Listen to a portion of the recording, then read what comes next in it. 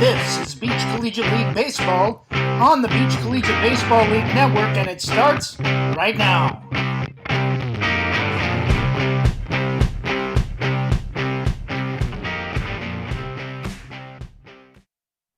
Hello and welcome to TicketReturn.com field here in Myrtle Beach, Pelicans Ballpark, as we have Game 3 of Day 2 of the BCBL Playoffs, as the number 6 seed Litchfield Dolphins take on the number 1 seed Palmetto Generals. And the players are getting on the field, getting warmed up. We'll bring you the starting lineups for each team as we get ready to start off. First for the Generals. Leading off and playing left field will be Will Barry. Batting second and catching will be Sam Boudreau. Batting third and playing shortstop will be Cooper Sheeran. Batting cleanup and playing right field will be Michael Antonori. Batting fifth and playing third base will be Tyler McConnell. Batting sixth and playing first base will be John Downey. Batting seventh and playing center field will be Joseph Settle. Batting eighth and playing second base will be Jesse Coates. And rounding out the order, this time for the second time in this playoff set, the Dolphins will choose to go with a 9-person lineup, as the designated hitter, the 9-hole, will be Sean Harrison. They will be facing off against Zach Camp, who is warming up. As we get ready to get this first game of this set underway, or this third game of the day underway, the Generals, won their first game of their doubleheader, essentially, because they were able to win their first matchup today by a final score of 8-5. That was a wild one to start off the day. And now, after winning that one, they have to go 2 for 2 if they want to stay in the winner's bracket. A tough situation for any team. It's kind of interesting to see how they handle having to play 2 games in a day. Both of these teams have been used to playing doubleheaders, as the first pitch is swung on and fouled off, and we are underway here from Myrtle Beach. Will Barry steps in. But like I was mentioning, these teams are used to playing doubleheaders, but the Generals going with almost entirely the same lineup as they did in the first game, as that pitch is a strike on the low outside corner. And it's 0-2. The 0-2. Ball low and away in the dirt. A purpose pitch by Camp. And it's 1-2. Camp has been very effective thus far this season. Throughout the regular season, as the 1-2. Ball up and in. 2-2 now. Camp led the league in ERA with a .44 ERA, and also led the lead in WHIP with a .5 WHIP. That pitch, a breaking ball low in the dirt. Now it's a full count. So he had a very productive season for the Generals. The overall stat line for him, he pitched in 5 games, 3 starts. As the payoff pitch, a long stretch, and now he'll deal, and it gets fouled off over our heads. And we'll do it all over again at 3-2. He has a 2-0 record. Like I mentioned, the .44 and .50 ERA and WHIP respectively. Had 2 walks and 16 strikeouts for him, as he allows a walk right there with a ball away, and there's a runner on base to start off the game for the Dolphins. They'll bring up Sam Boudreau.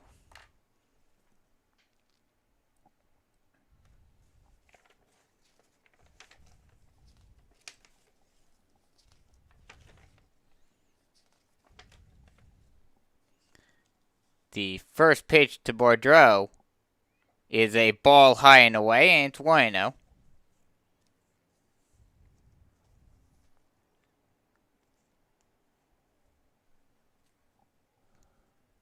Dolphins in the first game yesterday won by a final score of 5-0. That pitch is swung on and lined out into right field for a base hit. And just like that, there's runners on first and second with no one out. And that'll bring up Cooper Sheeran.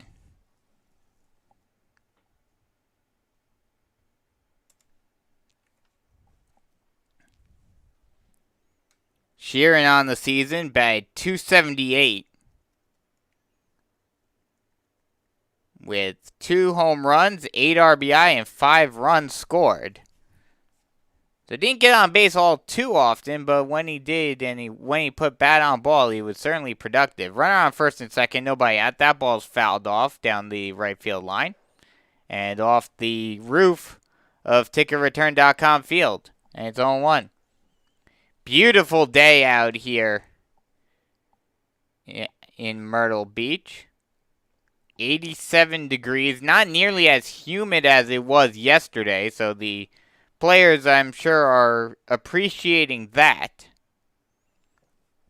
Did have some rain this morning as the 0-1 is a strike called on the outside part of the plate, and it's 0-2.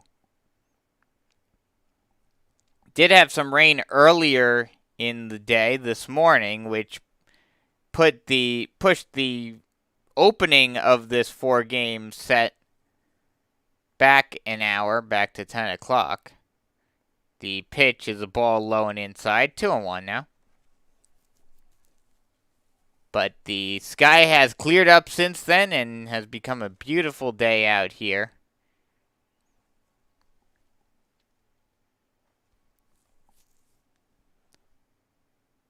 The 2-1 breaking ball just misses off the plate. 3-1 now.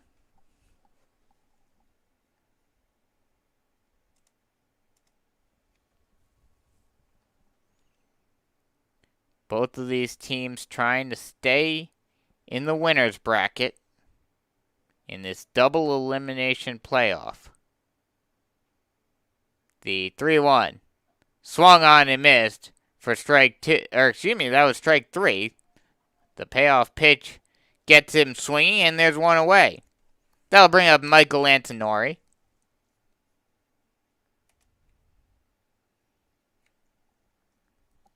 Antonori on the season batted .316.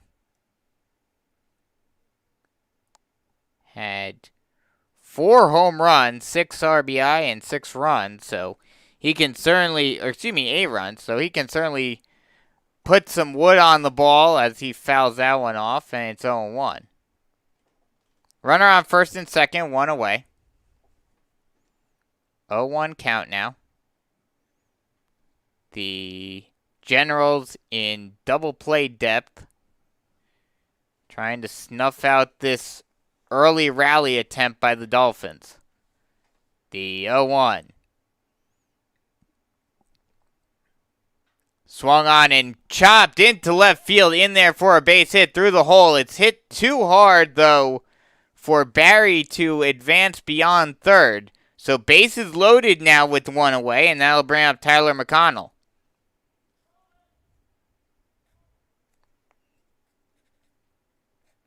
Some nice hitting by the Dolphins thus far in this first inning, and they have a prime opportunity to put the first run on the board in this game.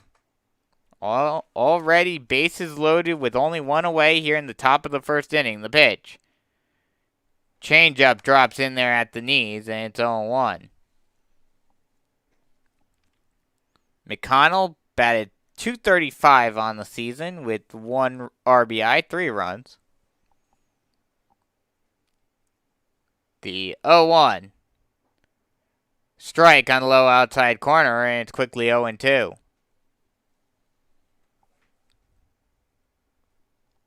Nice work by Camp. Making sure to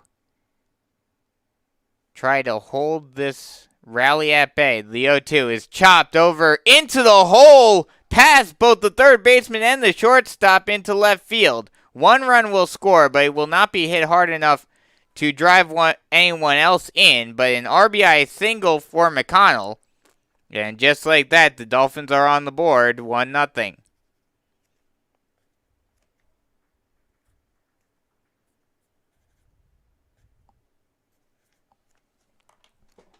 That'll bring up John Downey. Still bases loaded, no 1 away. Defense in double play depth trying to get themselves out of this jam. That ball's popped high over. And that ball, not sure what exactly happened there, but the players are coming off the field. So that'll end the inning apparently. So 1 run on 3 hits, no errors, and 3 left on base. After a half inning, it's 1-0 Dolphins here on the Beach Collegiate Baseball League Network.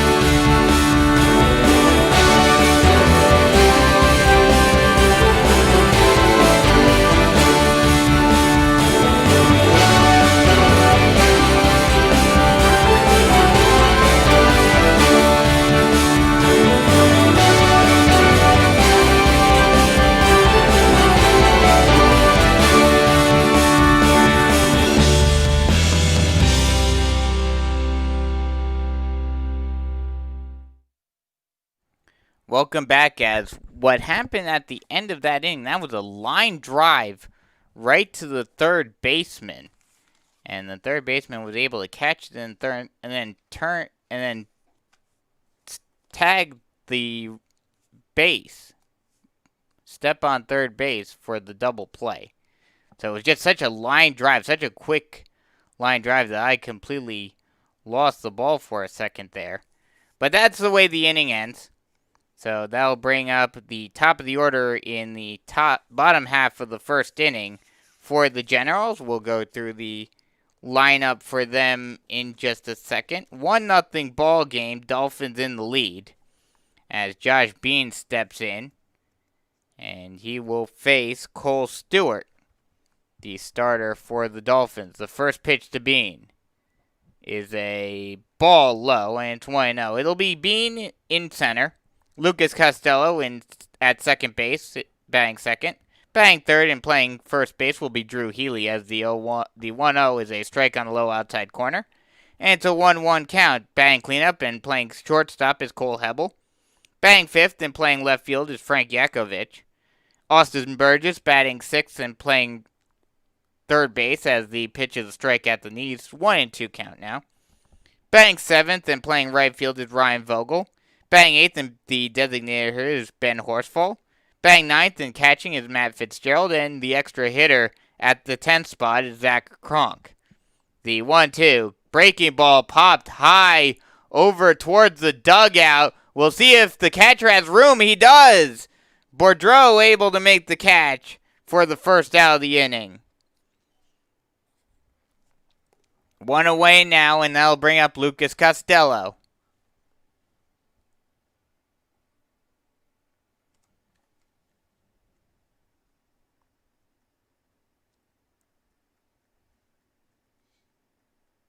Costello batted .319 on the season. The first pitch to Costello is chopped over to short. Fielded and cannot hang on to it as that ball bounces into center field. Sheeran was not able to handle the tricky hop, so an E6 will put the first runner on the board for the Generals. 1 on and 1 out now for Drew Healy.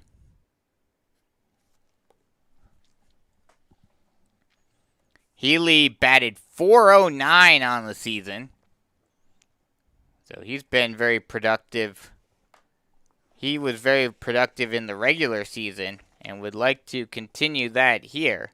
He had a pretty good day at the plate in the first game earlier this morning. Went 1 for 2 with a double, 2 walks, a run scored, and 2 RBI. A two-run double was hit as that pitch is a strike on the low inside corner, and it's 0-1. Runner on first base, 1 away. In the bottom of the first inning, 1-0 ball game already. Dolphins out to the early lead. The 0-1 is swung on and hit out into left field, in there for a base hit. And now rounding second and heading for third and getting in there safely is Costello. As Barry could not come up with it cleanly, gave Costello a little bit of time to get around second and head to third. So runners at the corner now with 1 away. That'll bring up Cole Hebel.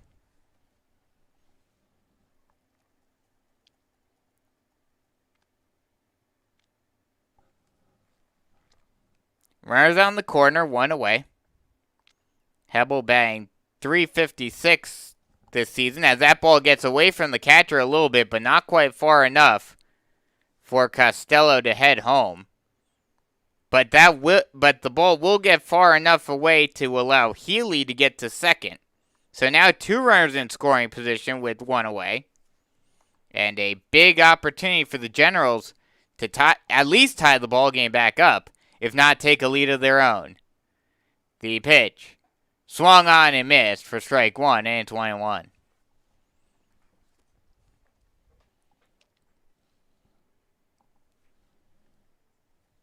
Hebel, like I mentioned, batting .356, was batting .356 on the season.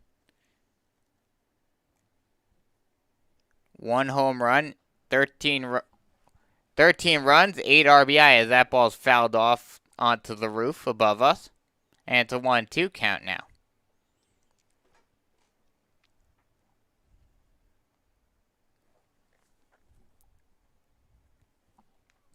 Runners on second and third, 1 away.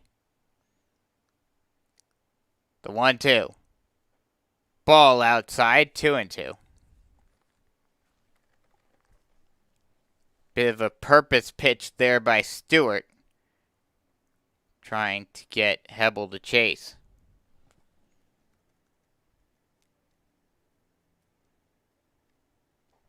The 2-2 is a ball low and inside. Now it's a full count. Stewart had 1 appearance, 1 start this season through 4 innings of work. Had a 1.75 ERA, .5 whip. So he also had a very good season. That pitch is swung on and popped high into straightaway right field. Ranging back and not able to hang on to it.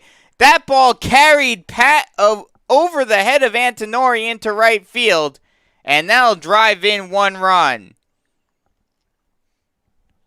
Gotta see what the official score is going to rule on that one, as that ball was, it looked like it was easily catchable, but that one just got caught into the jet stream and carried well beyond what Antonori thought it would, and it was able to drop in over his head and drive in a run. So all tied up once again at 1.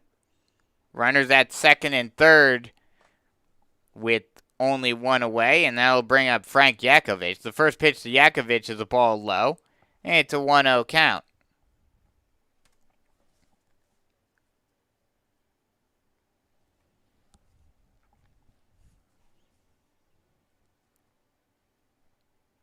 The 1-0 swung on and hit out deep into left field. That will carry all the way to the wall, rounding second and heading for third and heading for home. Now rounding second and heading for third and sliding in safely with a 2-run triple is Frank Yakovich. And just like that, the Generals are up 3-1.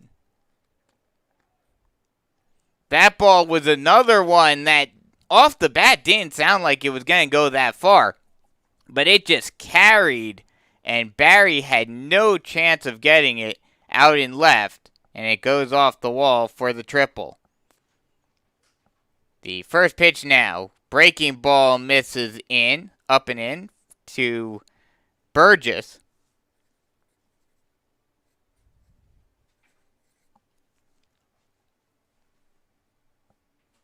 The 1-0. Ball low and inside. 2-0 now.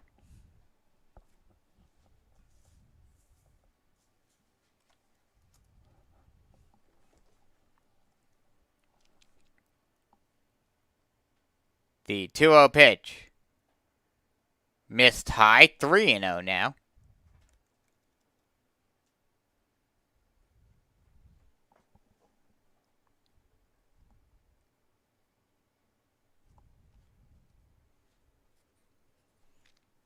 The 3-0 pitch is a ball outside and a 4-pitch walk for Burgess.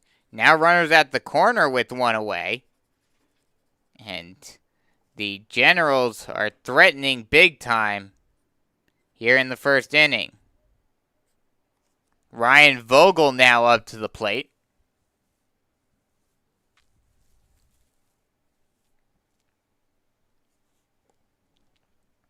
Runners at the corner, 1 away. The pitch. Swung on, and that ball is hit high out into straightaway right field. That ball will carry. That will go up against the wall as well. Rounding third and heading for home is Burgess. He'll get upstanding. A 2-run double for Ryan Vogel. And just like that, it's a 5-1 ball game.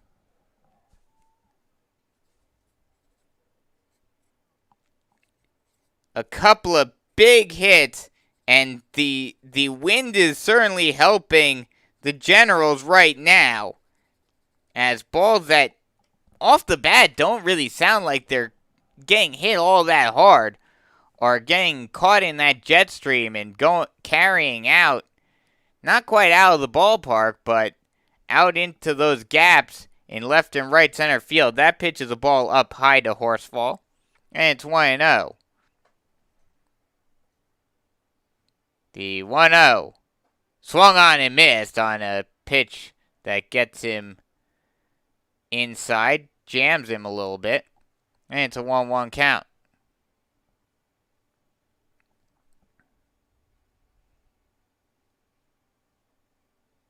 The 1-1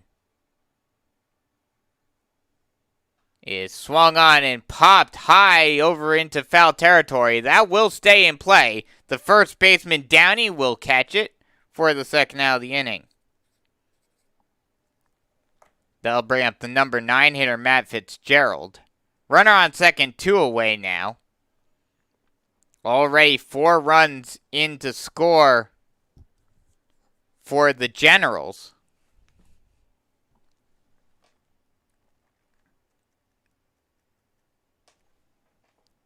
That first pitch to Fitzgerald is a strike on the outside part of the plate. And it's 0-1.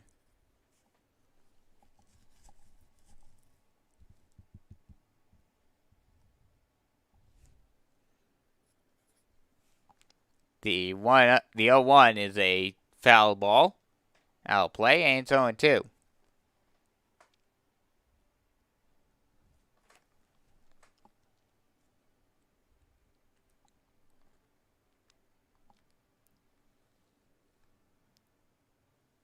The 0-2. Breaking ball missed up, and it plunks him. So now runners at first and second with 2 away. That'll bring up the number 10 here, Zach Cronk, who has a big opportunity in the first inning to really blow the doors open on this one. 5-1 already, Generals in the lead.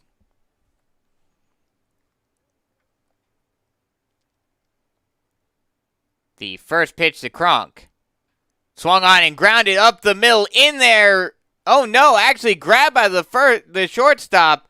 Thrown on the first in time for the final out of the inning, but not before the Generals put a 5 spot on the board and take a commanding 5-1 lead as we head to the top of the second inning here on the Beach Collegiate Baseball League Network.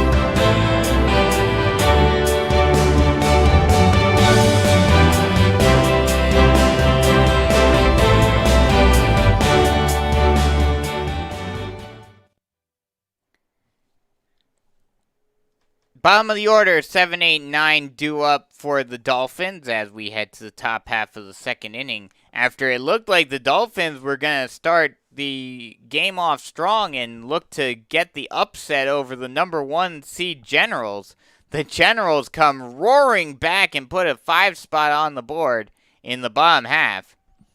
The Dolphins will look to return the favor and bounce back as the first pitch is a curveball that drops in at the knees, and it's 0-1 to Settle, who coming out of the season batted .200 with 1 RBI, 9 runs though, so once he got on base, he was able to score often. That pitch misses low and inside, 2-0.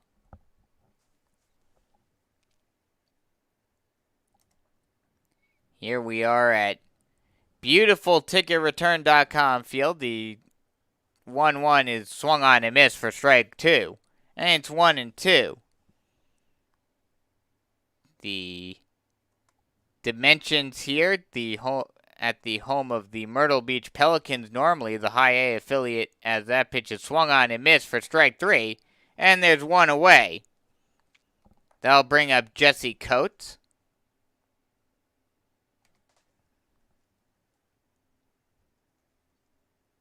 Coates batted .125 on the season with 2 runs and 2 RBI. The first pitch to Coates is a ball outside, 1-0. Like I was mentioning, ticketreturn.com field, the home of the Myrtle Beach Pelicans, normally the high A affiliate to the Chicago Cubs, as the 1-0 is swung on and popped out of play behind us. And it's 1-1. 308 down the left field line, and it's a little bit of a shorter fence by about probably a foot or two than the rest of the fence down in left field. So a right-hander can certainly, if they have the opportunity to pull one, they certainly could put one out of here. That pitch misses low and away. 1-2. 400 to straightaway center field and 328 down the right field line. And these alleys, the power alleys, they don't look all that deep. It's about essentially a symmetrical park. Obviously not completely, as that pitch is grounded over to the third baseman, thrown on to first in time for the second out of the inning. That'll bring up the number 9 here, Sean Harrison. But like I was mentioning, not completely symmetrical, but this park just has a very easygoing fence. No weird quirks, but those power alleys are relatively deep, and we've seen it already that a ball hit into the gap can certainly cause some trouble for some outfielders. The first pitch is a ball low and away to Harrison, and it's 1-0. Harrison went 267 on the season with 3 runs and 1 RBI. The pitch is a ball low and away, 2-0 now.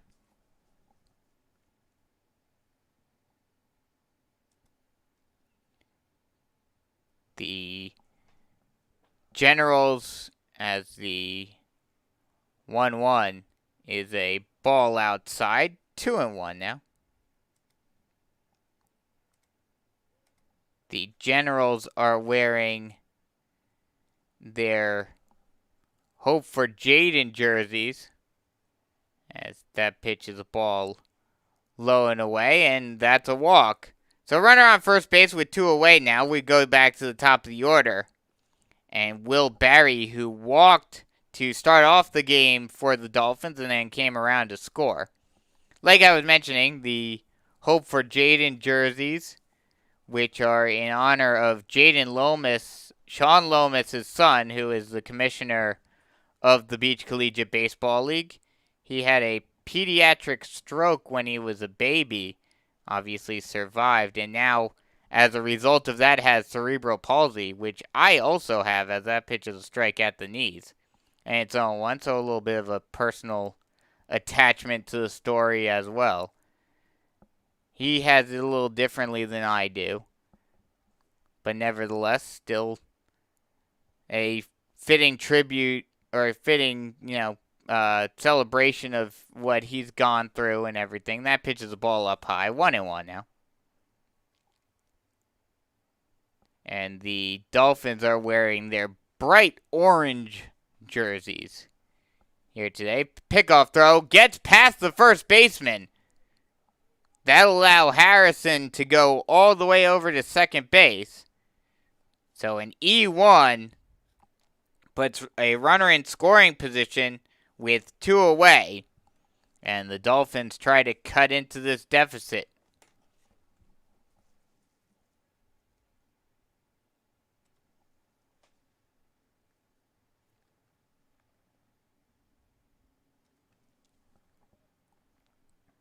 The 1-1 is swung on and lined over to the third baseman, but a nice job by Burgess going up the ladder and making the catch for the final out of the inning. So no runs on no hits, 1 error and 1 left on base. After 1.5, it is still 4-1 Generals here on the Beach Collegiate Baseball League Network.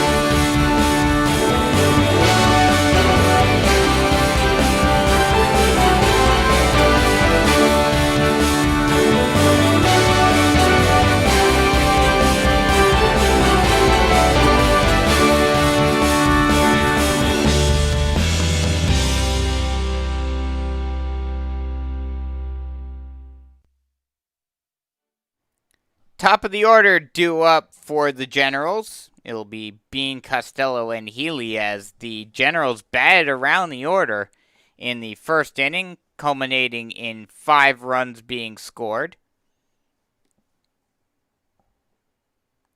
As Cole Stewart comes out for his second inning of work.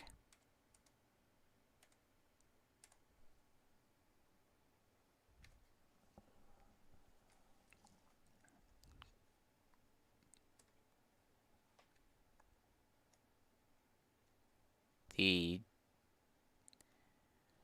Generals look to continue their hot hitting as they had some help with an error on Costello's hit, but outside of that, they were able to get a lot of hits. They were even able to essentially, except for a home run, were able to hit for the cycle as a team in that inning with a single, double, and a triple. That'll bring up Josh Bean. He is 0 for 1. The first pitch to Bean is a ball low and inside, and it's 1-0. The Dolphins deciding to keep Stewart in there, make him use up some innings. As that pitches a ball up and away, 2-0.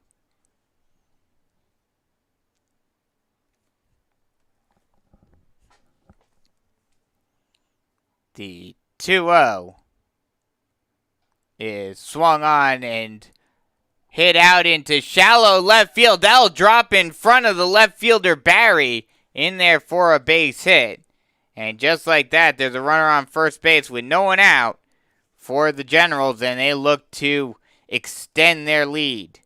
That'll bring up Lucas Costello, like I mentioned, reached on an error by the shortstop in the first inning, and then eventually came around to score the first run for the Generals. Runner on first base, no one out.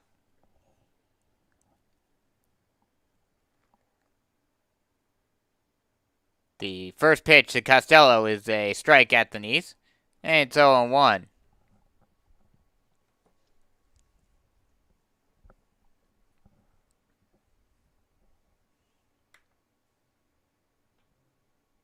A pickoff throw over to first base, keeping the runner close.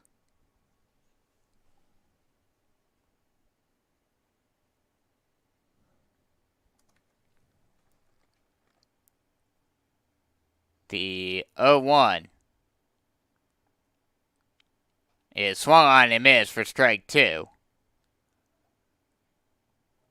Actually, that ball was fouled off. But either way, it's 0-2 now.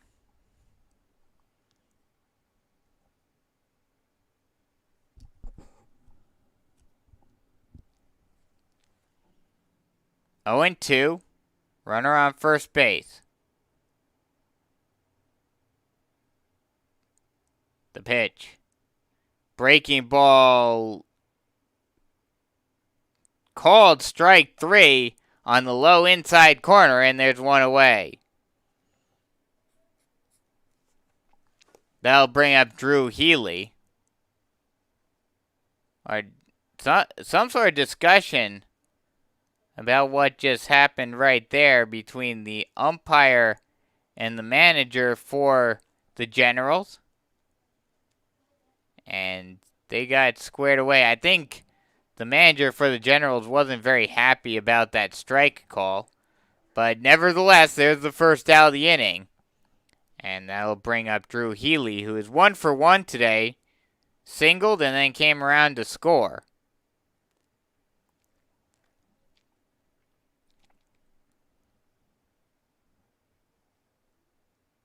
Runner on first base. 1 away now. The first pitch to Healy is a ball inside, and it's 1-0.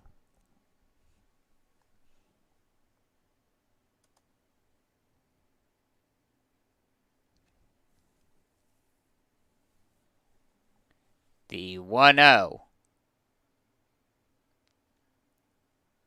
is a ball in the dirt, gets past the catcher.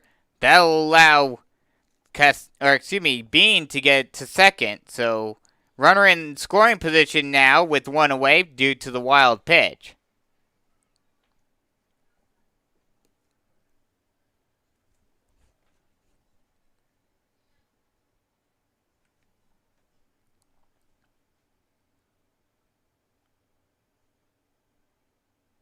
The 1-1. Ball high, 2-1.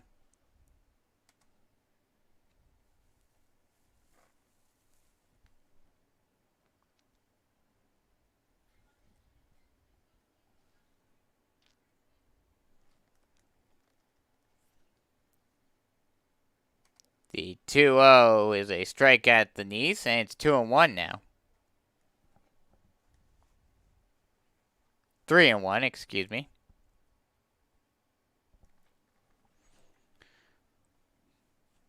The 3-1.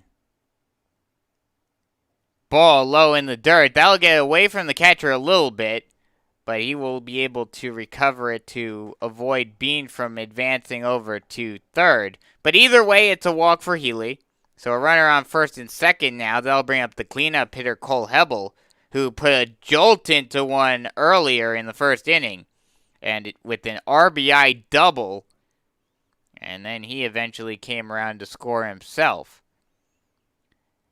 As the manager for the Dolphins will go out and take the ball from Stewart. So a rough day for Stewart as the Litchfield Dolphins decide to go to the bullpen. We'll take a quick break and come right back with Stewart's final numbers and the name of the reliever for the Dolphins here on the Beach Collegiate Baseball League Network.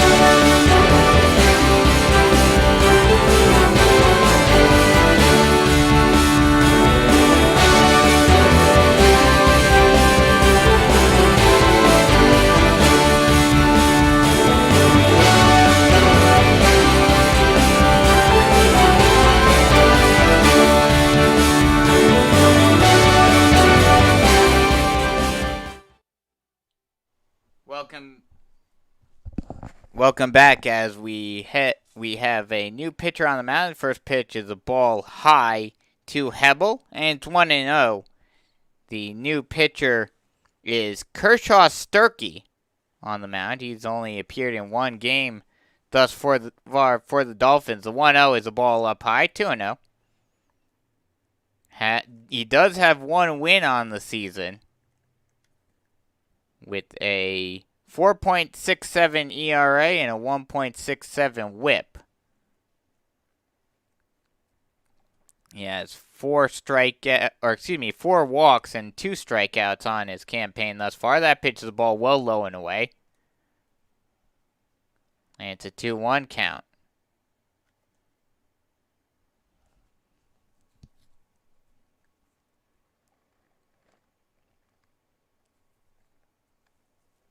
Runners on first and second, 1 away, in a 5-1 Generals ball game. The pitch. Ball well up and in. And that was actually 3-0, and that's a walk. So a walk right off the bat for Sturkey, and the bases are loaded now for Frank Yakovich, who put a big shot out there into right center field in the last inning for a 2-run triple. He would certainly like to put some wood onto a ball in this at-bat and drive in even more runs. Huge opportunity for the Generals to blow this game wide open. The first pitch is a ball outside, and it's 1-0. Catcher Boudreau will go out to the mound to try to calm down Sturkey.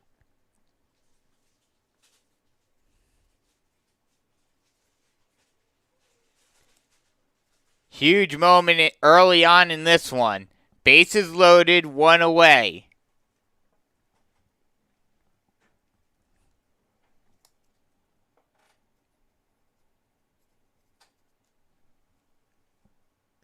The 1-0. Strike on the low outside corner, and it's 1-1.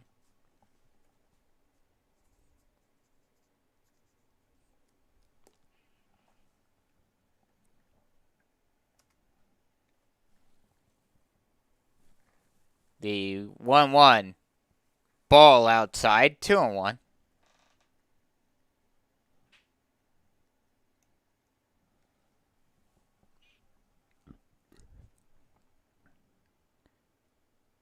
Third baseman McConnell is playing in case there's a ball hit towards him. He'll try to throw the runner out at home. That pitch is a strike on the high outside corner. 2-2 now. Corners are playing in case they get a hard shot towards them. They will try to throw home, but the middle infielder's playing in double play depth. Trying to get out of this inning with the double play. The pitch. Strike 3 called on the outside part of the plate, and that's exactly what Sturkey needed. And there are 2 away.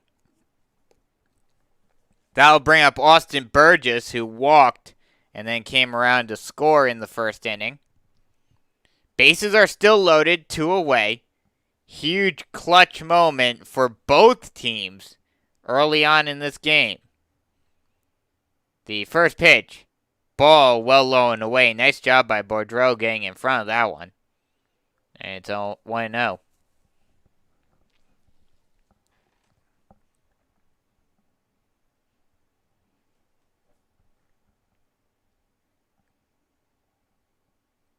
The 1-0 pitch. Ball high, 2-0.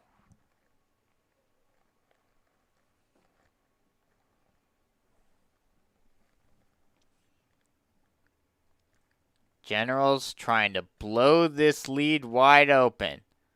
The 2-0.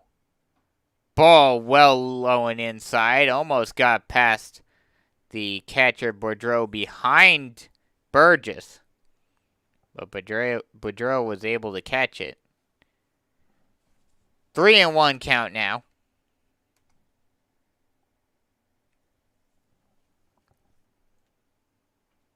The 3-1. Ball up and in, and he works a walk and walks in a run.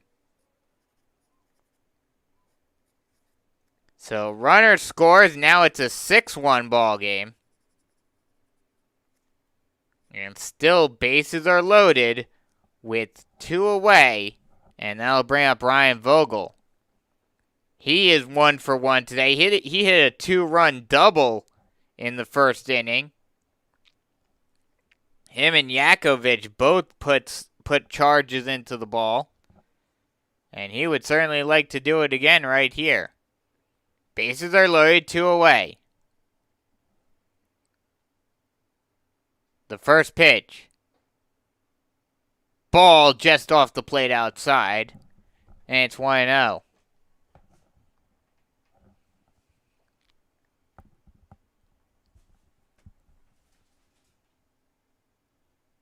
The 1-0.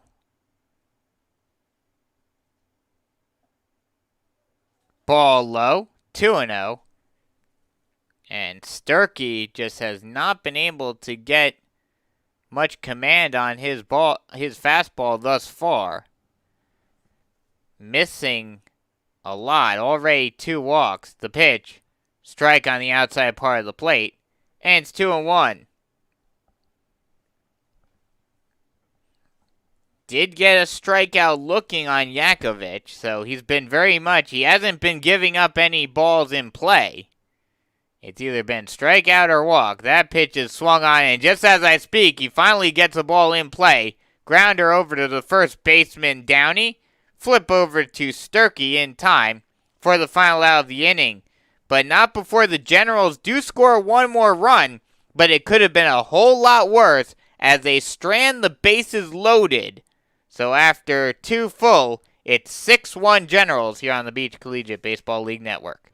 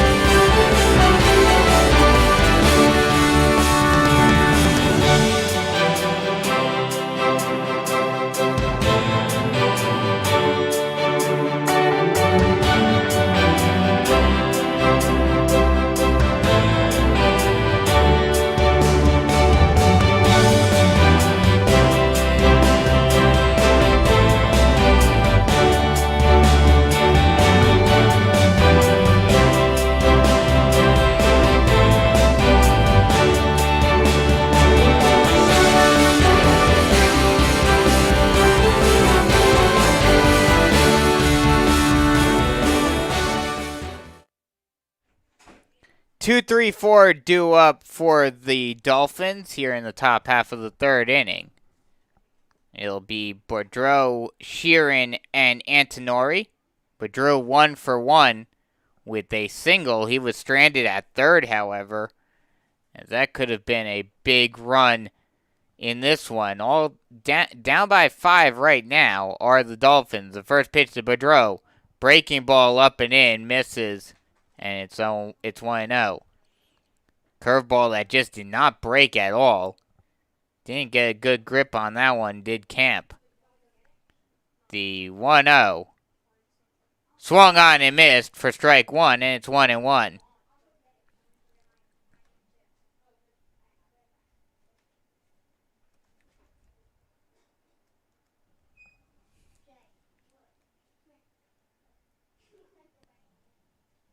The catcher, Fitzgerald, goes out to talk to Camp, try to calm him down a little bit. Camp throws an 86-mile-an-hour fastball. That's your scouting report for him. Not much on him outside of that.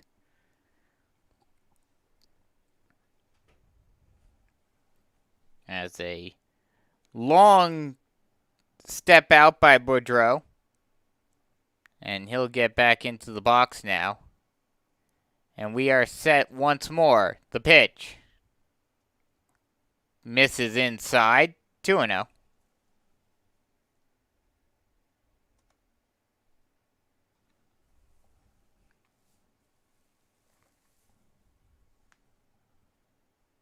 The 2-0.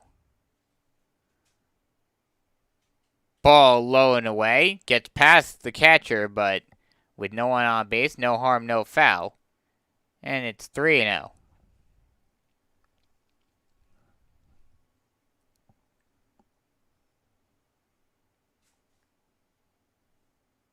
Long step out again for Boudreaux. As I think they're talking about something. The umpires going over to the dugout now, or going over to the seats about something. Going over to the scorekeeper about something. Not sure exactly what. Can't really tell what they're talking about from up here.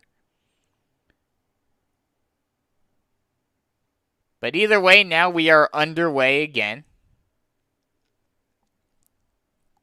The pitch. Ball outside, and that was ball 4. So he'll work a leadoff walk. That'll put a runner on base with no one out, and that'll bring up Cooper Sheeran, who struck out to start his day off in the first inning.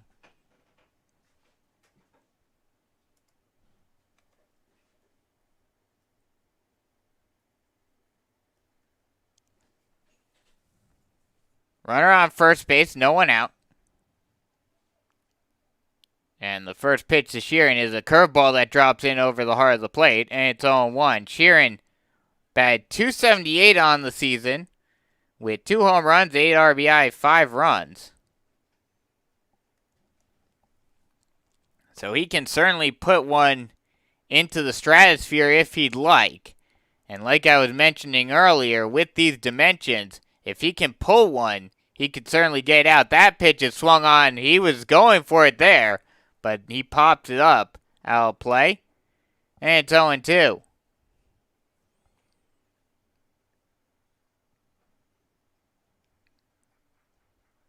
Runner on first base, no one out, 0-2 count. 6-1 ball game. Generals off to an early hot start. Check swing, and they will say he went around for the first out of the inning. So after the walk, Camp gets a strikeout, and now we head to the cleanup hitter, and Michael Antonori. He's 1 for 1 today with a single.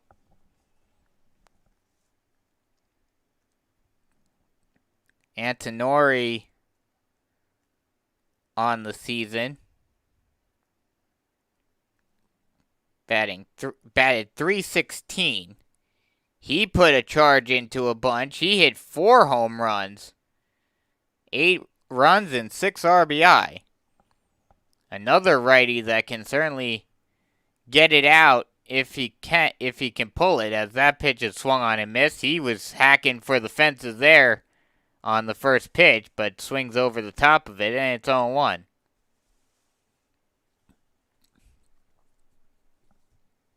The 0-1 pitch. Breaking ball drops in on the low outside corner, and it's quickly 0-2. After the leadoff walk, Camp has done a great job of settling himself down and getting his focus back, and throwing a couple of great pitches, both to Antonori and to Sheeran. That pitch, high heat, swung on and missed for strike 3, and just like that, there are 2 away. That'll bring up Tyler McConnell, who's 1 for 1 today with an RBI single. He drove in the only run for the Dolphins.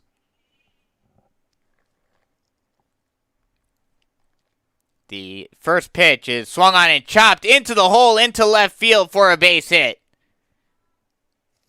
So a 2-out single for Tyler McConnell, and now runner on first and second with 2 away. That'll bring up John Downey, who is 0 for 1, lined out to the third baseman, who was able to step on third for the double play to end the first inning. That wild play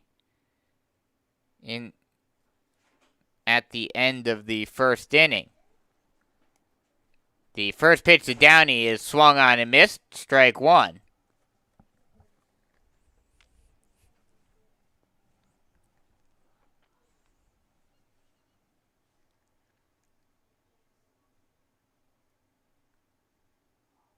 The 0-1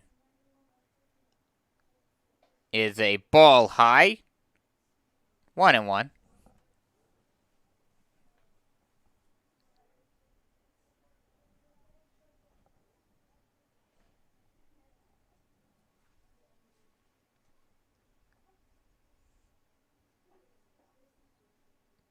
The 1-1 is a ball high and away, 2-1 now.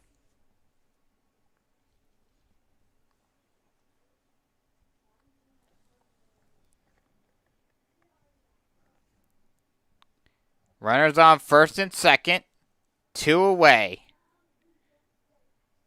Dolphins trying to cut the deficit down by 5 right now. And the pitch. Swung on and missed for strike 2. And it's 2-2.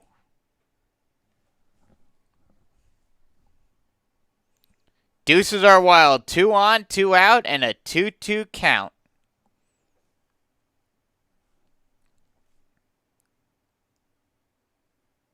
And the pitch. Swung on and missed for strike 3, and that'll end the inning. So after the walk and 1 hit, Camp strikes out the side. So no runs on 1 hit, no errors, and 2 left on base.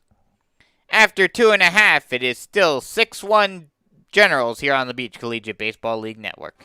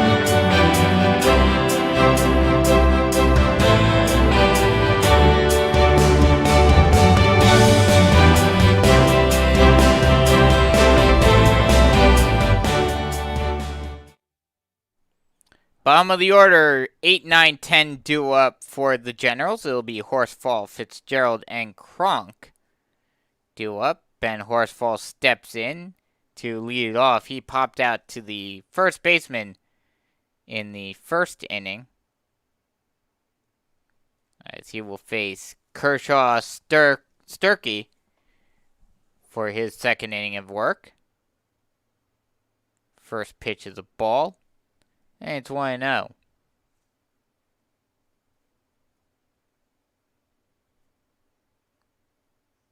The 1-0. Strike at the knees. And it's 1-1.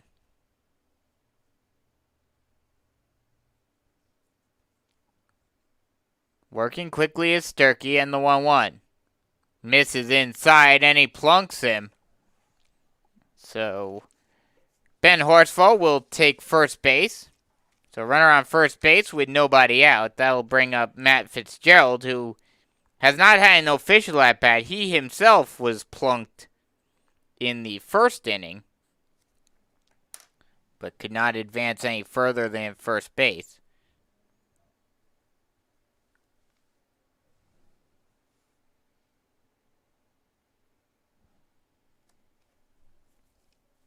Six-1 ball game. Generals in the lead. After a big 5-run first, followed by an extra run coming in the second. That pitch misses high and away. 1-0 to Fitzgerald.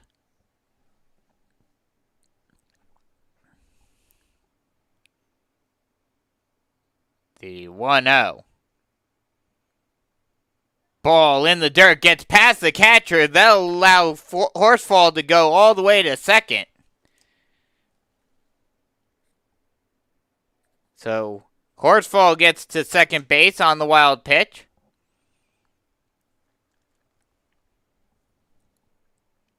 Now runner in scoring position with nobody out, and the Generals are threatening again for 3 straight innings. 2 straight innings they've scored. We'll see if they can make it 3 straight right here. The pitch. Strike on the outside part of the plate, and it's 2-1.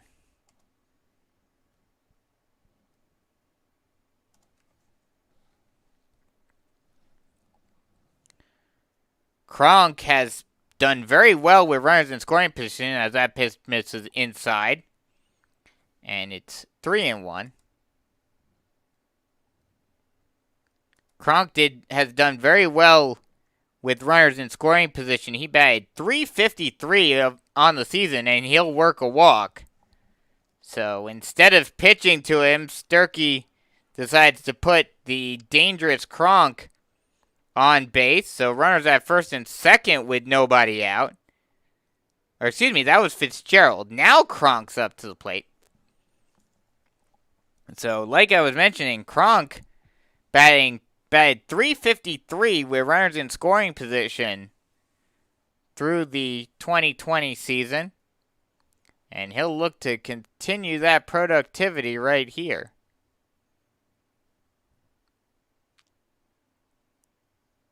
The first pitch to Kronk. Strike at the knees, and it's 0-1.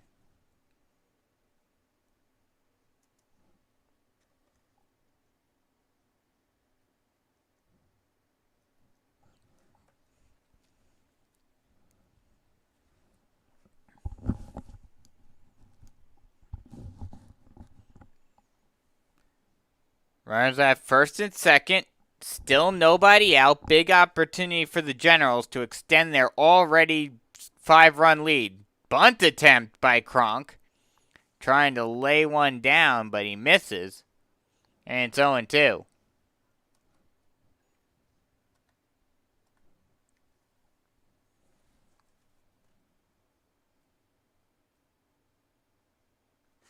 The 0-2 pitch. Breaking ball just didn't break at all, and he misses high, and it's 1-2.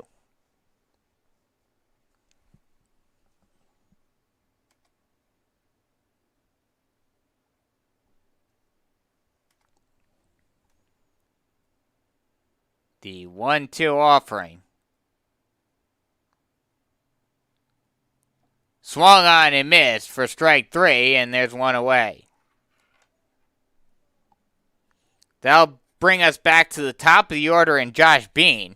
He's 1 for 2 today with a single and a run scored. Would like to add an RBI to that ledger right here.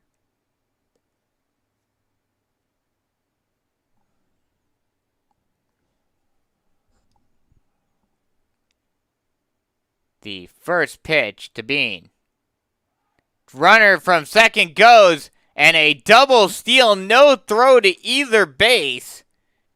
Horsfall had a great jump. There was no chance of Boudreau throwing him out. And then in the confusion, Fitzgerald decides to go as well. So now 2 runners in scoring position with 1 away. And a huge opportunity for the Generals. The 1-0. Swung on and missed for strike one.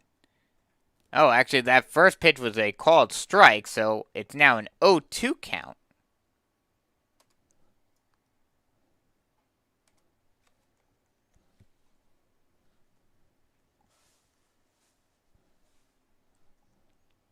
The 0-2 pitch.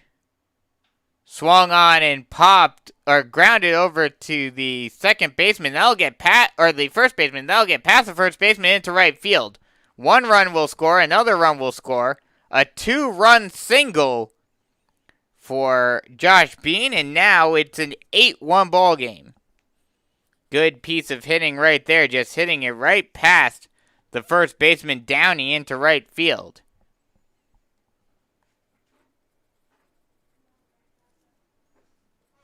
So a 2-run single for Bean, and that'll bring up Lucas Costello. He's 0 for 2 today. Reached on an error by the shortstop and came around to score. The sun's starting to be blocked by the clouds a little bit of respite from the sun for the players on the field. The first pitch to Costello swung on and popped high into shallow center field. We'll see if that lands in the triangle. It will be caught, or no, it will. It will fall into the triangle, into that Bermuda's triangle in between the shortstop, shortstop, second baseman, and center fielder. And as a result, they now have runners on first and second with one away. And that'll bring up the number 3 hitter, Drew Healy, who is 1 for 1 today. Hit a single and came around to score. Also worked a walk, got all the way to third before being stranded there. Runners on first and second, one away.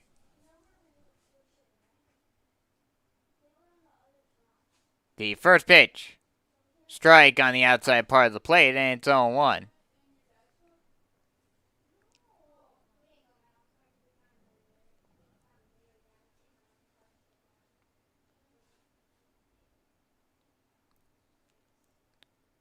The 0-1. Ball just off the plate outside. 1-1. Excuse me, 2-0.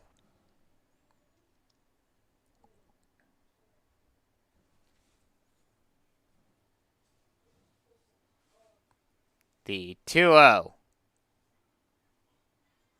Long look over to second, and now he steps off. Tried to catch Bean off the bag, but he scurries back to second base.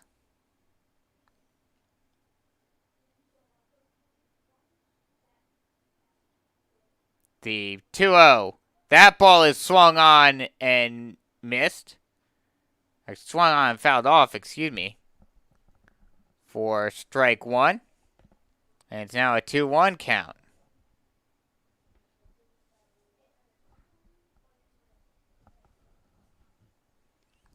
The runner at third was going. Looked like they had the hit and run on. This is the perfect count for it right now, 2-1. We'll see if they have it on again. 2-1, one away, perfect hit and run opportunity. We'll see if they have it on again. They do. The pitch is outside, a bit of a pitch out, and they don't get him at first, or at third, excuse me. Don't get him at second either. That ball is thrown out into center field. One run they thought about holding up, then they decide to go. Both runners advance further, and a run scores. It is now 7-1. A bit of a chaotic play right there. Let's see if I can go through that. The hit and run attempt was missed. Throw down to third to try to get Bean out was not successful. In the process of the throw, Costello went to second. An errant throw by the third baseman McConnell went out to center field. And both runners, after hesitating for a bit, decided to go, and Bean was able to score on the E5. So a stolen base and an E5 allows another run to score, and it's now 7-1. Hope everyone understood that. That's the craziness of some of baseball's wackier plays, and that's what makes the game so great. That pitch misses high and away. 2-2 count now.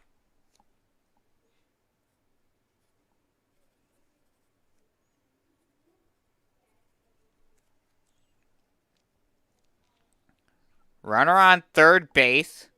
1 away. The pitch. Swung on and grounded over to the second baseman. Thrown on to first in time for the final out of the inning. So 3 more runs come in to score for the Generals. And it is now, it's now a 9-1 ball game here on the Beach Collegiate Baseball League Network.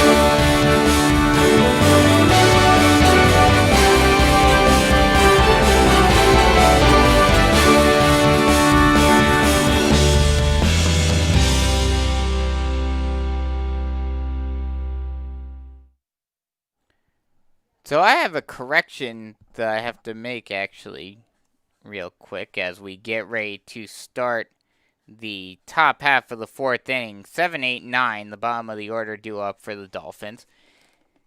Bean was actually caught stealing at third, so that was why that ground out was the third out of the inning. So it is still only a 6-1 ball game, or 8-1 ball game.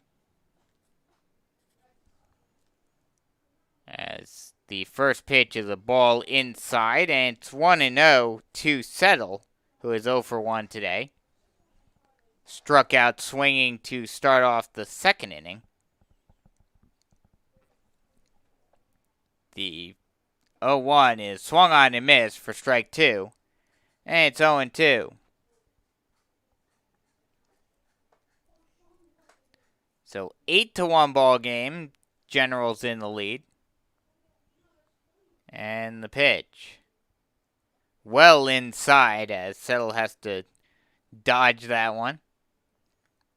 And it's 1-2.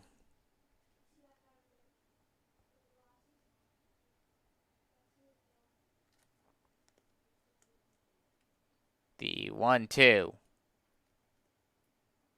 Swung on and tipped at the plate. And we'll do it all over again.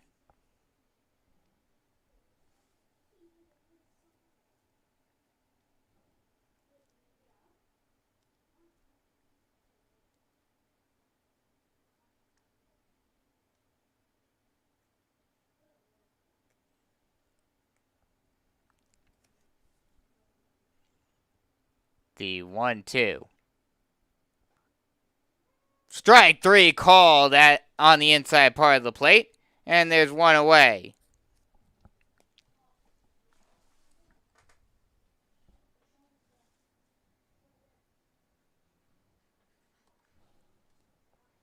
That'll bring up Jesse Coates.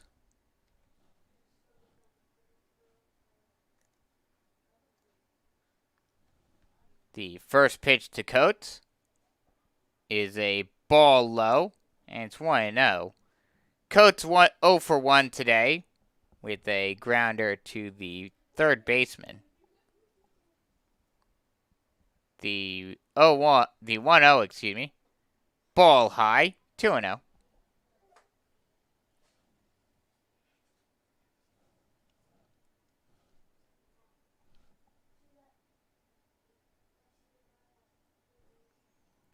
The 2-0.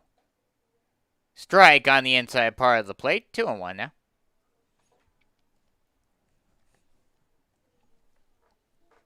Zach Camp just keeps on rolling. A very good outing thus far on the day. That pitch is fouled off down the first base line. Out of play.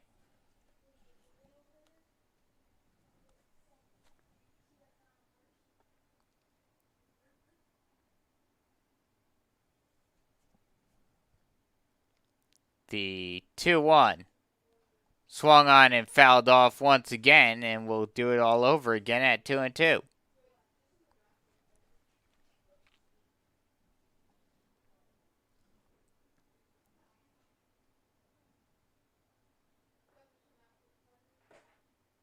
The 2-2 about to come, and he deals. Ball low and away, and he works the count full. It's a 3-2 count now with one away. Coach doing a nice job of making Camp use some pitches in this exchange. The payoff pitch. Ball 4 low and away, and Coates works a walk. So runner on first base with one away now. That'll bring up Sean Harrison, who does not have an official at-bat thus far. He walked in his first play appearance, got up to second, but couldn't advance any further than that.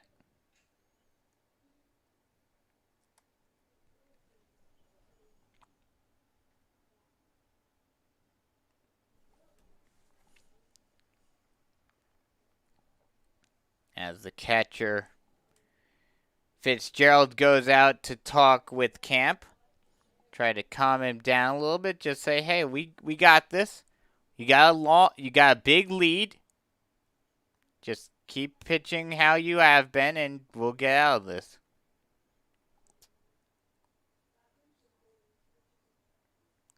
The first pitch to Harrison is a strike at the knees. And it's 0-1.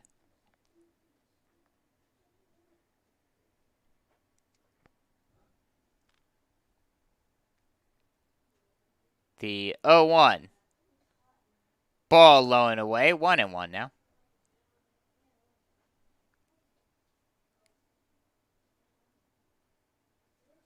Runner on first base, one away. Would certainly like a ground ball to get out of this inning. The 1-1. Ball inside. 2-1. And with the 2-1 count, you may very well be seeing a hit and run right here with the runner on first base. Prime opportunity for it. The pitch. He does not go. It's swung on and missed for strike 2, and it's now a 2-2 count.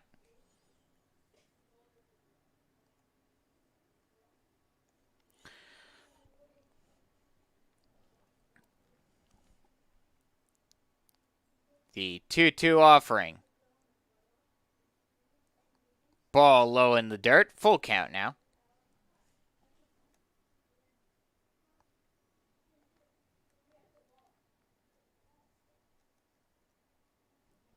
Camp trying to keep his strong start alive. The pitch. Swung on and popped high into shallow left field, ranging back and making the catch of the shortstop Hebel. And there are 2 away. That'll bring us back to the top of the order, and Will Barry. He is 0 for 1 today. Walked and then came around to score the only run for the Dolphins all the way back in the first inning. That feels like a lifetime ago, considering how the Generals, after that one run, looked like the Dolphins were going to come out and try to get the upset victory. The Generals just said enough of that over the next couple of innings and have put an 8th spot on the board. That first pitch is swung on and missed for strike 1. And it's 0-1.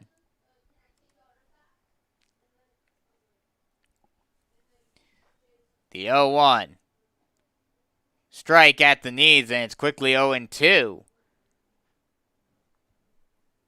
Camp gave up the walk, but now it's working very strongly.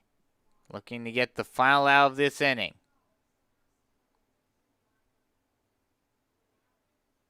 The 0-2. Ball up and in.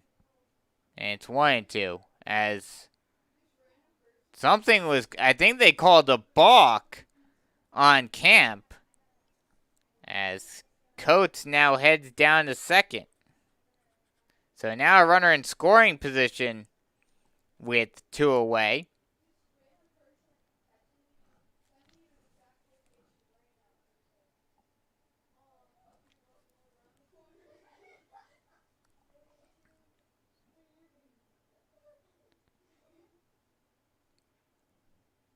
The 1-2. That ball's fouled off to the screen. And we'll do it all over again at 1-2.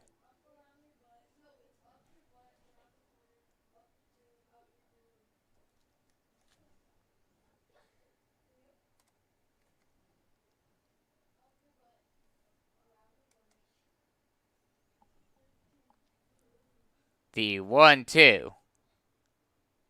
Ball well outside. Almost got past Fitzgerald, but he was able to reach it and make the catch. 2-2 now.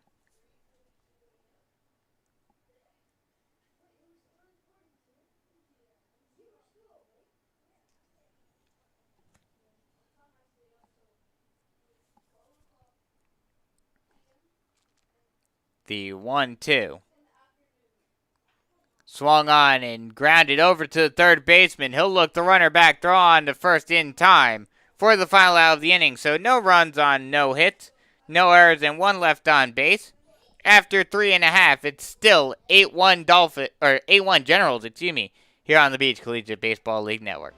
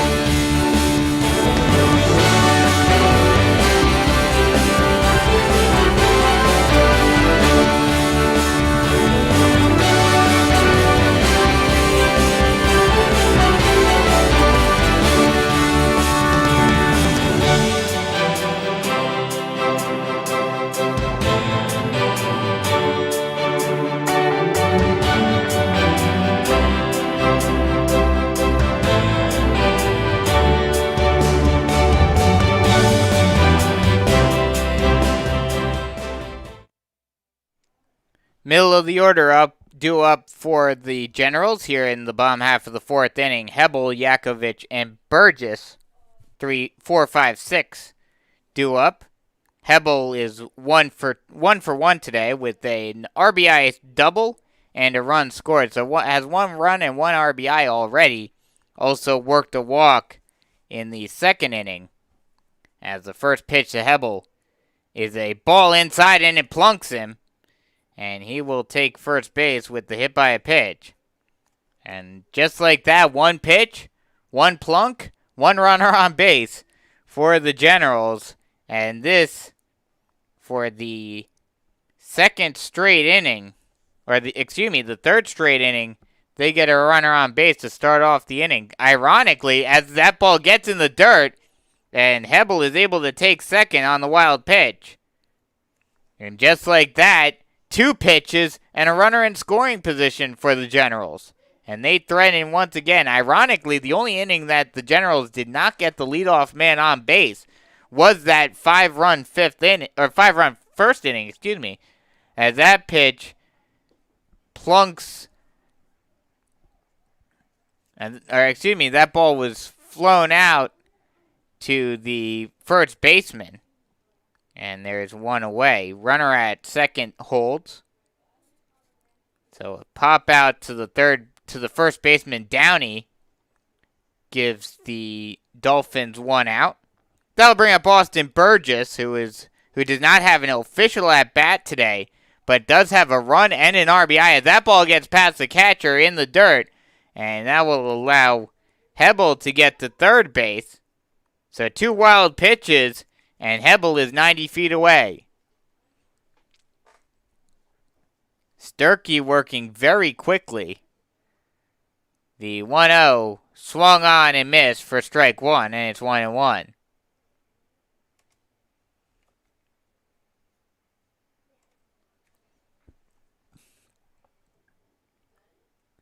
Sturkey in his third inning of work. That pitch is fouled off. 0-2. 1-2. The 1-2 pitch swung on and fouled back to the screen. And we'll do it all over again at 1-2.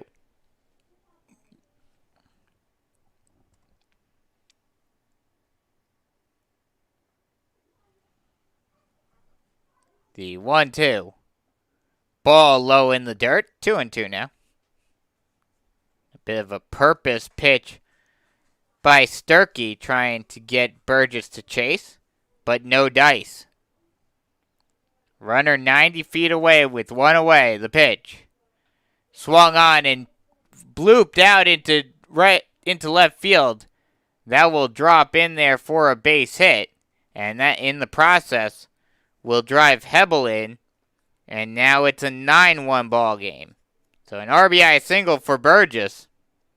And now runner on first base with one away for Ryan Vogel. He is 1 for 2 today with a 2-run double. Something a little interesting about Ryan Vogel as the first pitch is about to come. And he deals that pitch is well outside. Stolen base attempt, and Burgess gets in there easily, sliding in there safely. And now, just like that, the Generals have a runner in scoring position yet again. Up 9-1. Getting close to that 10-run rule. The 1-0 is a strike at the knees, 1-1 now. But like I was mentioning, Ryan Vogel, a big Rick and Morty fan, saying if he was a superhero, he would be Rick, and all I've got to say to that is, wubba-lubba-dub-dub. The 1-1 is swung on and missed for strike two, and it's 1-2. And if for those of you who may not be Rick and Morty fans, first of all, you should definitely go check it out. It is hilarious. It is pretty smart, especially for a animated comedy, as that pitches the ball low and inside. That actually plunked him, and he will go over to first base. So runners on first and second now with one away. That'll bring up Ben Horsfall. He is 0 for 1 today. Reached on a hit by a pitch and then came around to score. Everyone on the Generals lineup, except for one man, and we'll talk about him in a little bit. everyone except for him has either scored a run or gotten an RBI in this game thus far. And we'll see if that last guy is able to get a run in a little bit, as that first pitch is a ball outside, and it's 1-0 to Horsfall. But like I was saying, Rick and Morty, if you haven't checked it out, you should definitely go check it out. It's a smart, funny show, and anyone, I think, would like it. So, that pitch is a strike right down the pipe. 1-1 now.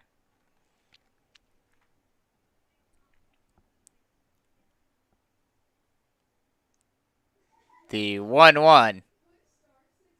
Ball low and away. 2-1 count now.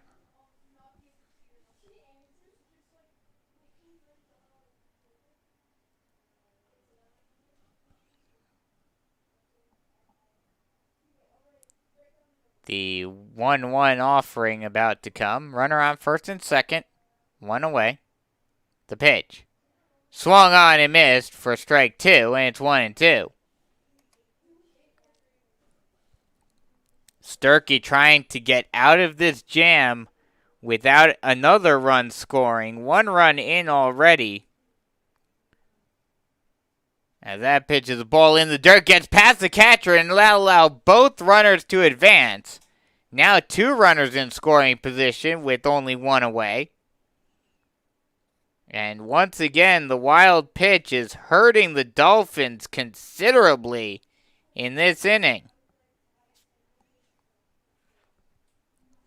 A lot of errors and a lot of just unforced errors, whether they're counted as errors on the scoreboard or not. A lot of errors have resulted in a lot of these runs coming in. That ball is popped high up the elevator shaft, but that will go out of play. And we'll do it all over again at 1-2.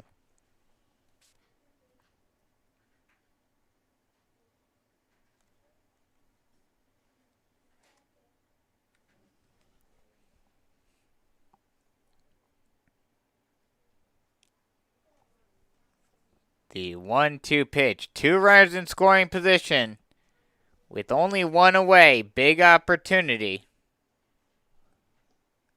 That pitch is a ball outside, and that was actually...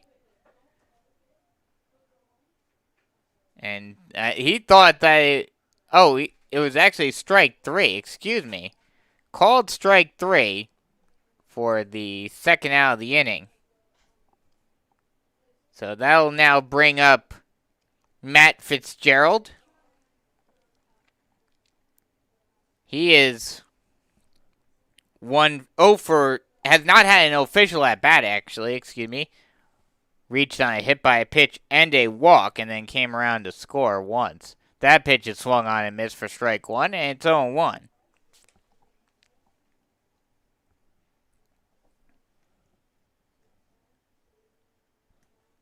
The 1-0-1 is swung on and grounded, or lined out into left field. That'll get down for a base hit. 1 run will score. 2 runs will score. And the sloppy play by Barry, not being able to handle it off the hop, will allow Fitzgerald to get to second. So that will be a 2-run single, and then reaching second on the error on the E7. But just like that, it is now a 10-1 ball game, and the Generals are 1 run away from breaking this into a 10-run rule game. And actually, that was 11. That was the 11th run. So that is the ball game. Final score, the Generals 10-run ruled the Dolphins 11-1, only going 4 innings. So the winning pitcher will be Zach Camp. Losing pitcher will be Cole Stewart. So once again, final score after less than 4 innings as a result of the 10-run rule. Palmetto Generals 11, Litchfield Dolphins 1. Palmetto Generals extend their lead, extend their season into the winners bracket, keep their winners bracket hopes alive. Dolphins not completely out of it yet. They drop into the losers bracket now.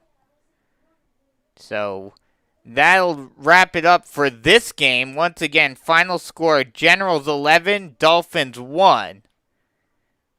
As the Generals 10-run rule the Dolphins, we will have the fourth and final matchup for you here in just a bit. It will be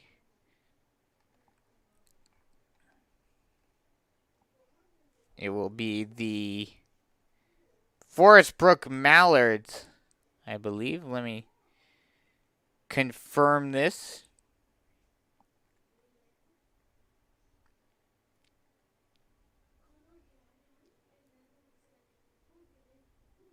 It will be the number 4 seed Forest Brook Mallards facing off against the number 7 seed Little River Lagoon. So once again, final score here, 11-1. Generals 10-run rule the Dolphins. And we'll be back in just a little bit for the fourth and final game here today between the Forest Brook Mallards and the Little River Lagoon here on the Beach Collegiate Baseball League Network.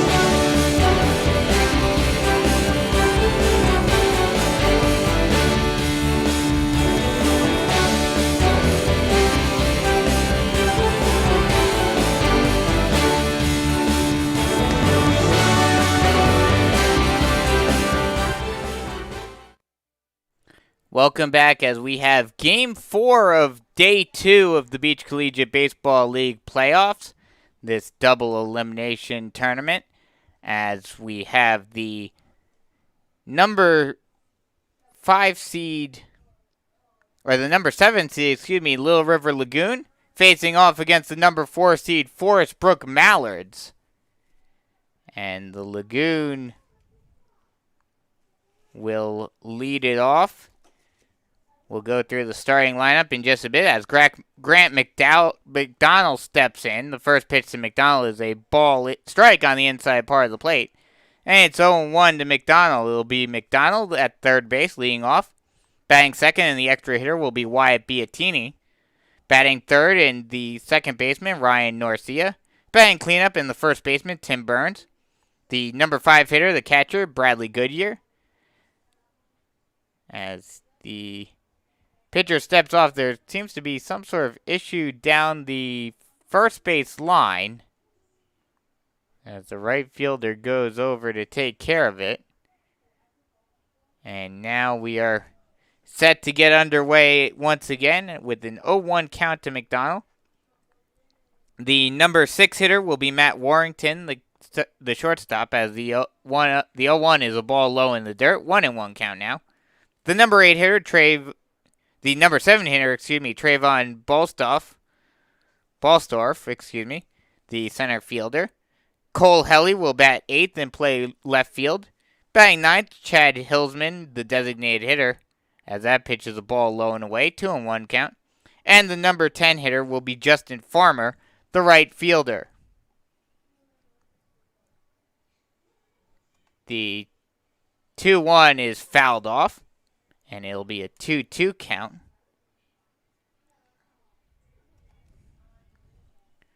Grant McDonald on the season batted .312 with 2 home runs, 9 runs, and 6 RBI. The 2-2, that ball is also fouled off, and we'll do it all over again at 2-2. McDonald doing a good job of wasting a couple of nice pitches from Brian Cardone.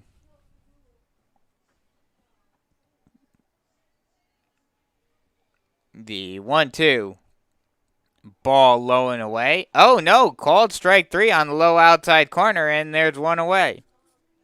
A delayed call by the home plate umpire. That'll bring up Wyatt Biatini. Biatini on the season batted .345 with no home runs, 5 RBI, 6 runs. The first pitch to Biatini is a ball low, and it's 1-0. Biatini in the first set of games, the first game today, as that pitch is a ball strike on the low outside corner, and it's 1-1. Biatini in the first game today went 1 for 3. Reached on a hit by a pitch and then came around to score. Also had a single and a stolen base, so that pitch is swung on and missed for strike 2. And it's 1-2.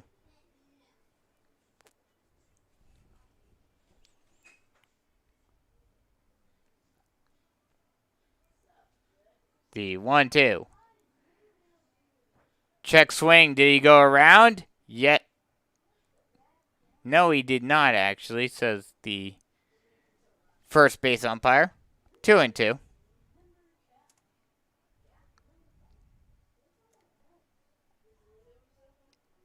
The 2-2 ball outside. Full count now.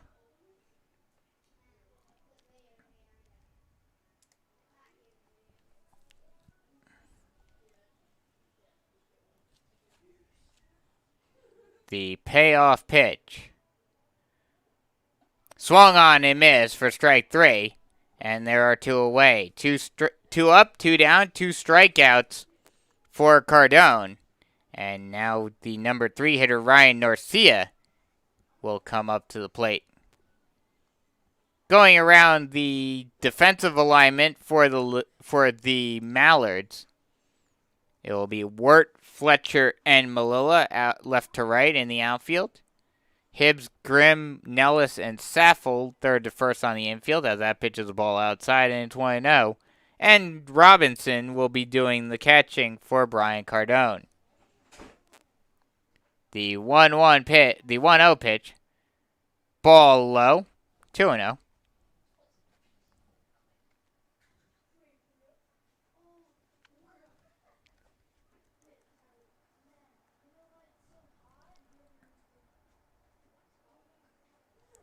The 2-0 strike on the low outside corner, and it's 2-1.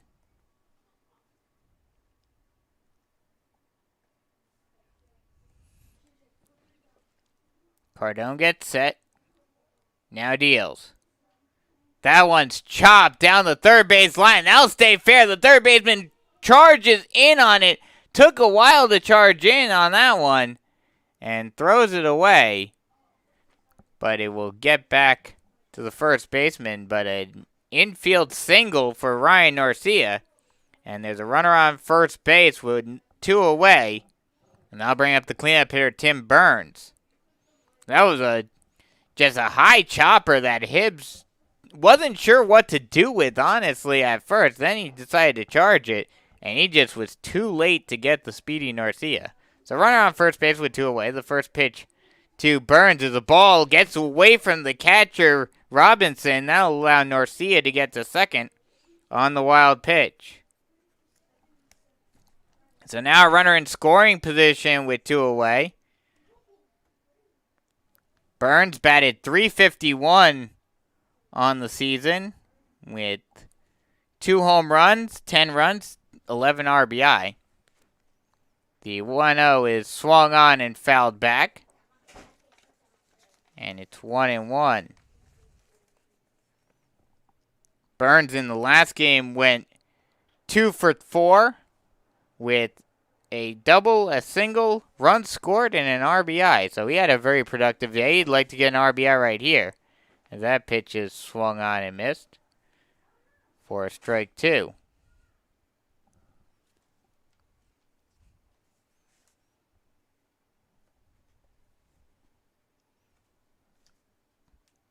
The pitch swung on and missed for strike 3. And that'll end the inning. So no runs on 1 hit. No errors and 1 left on base. After a half inning, still 0-0 here on the Beach Collegiate Baseball League Network.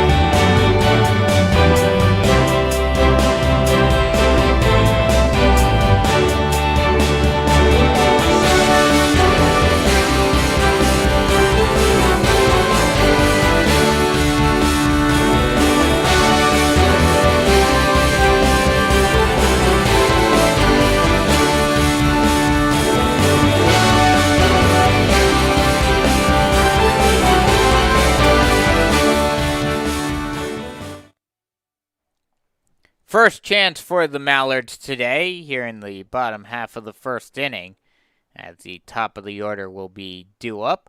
Caden Ellis will step in. We'll give you the starting lineups for the Mallards. Leading off and playing second base will be Caden Ellis. Batting second, and the catcher, Hunter Robinson. Batting third, the third baseman, Nathan Hibbs. The cleanup hitter, the designated hitter, Trey Vance. The center fielder batting fifth will be Trayvon Fletcher. Batting sixth and playing left field is Carson Wirt.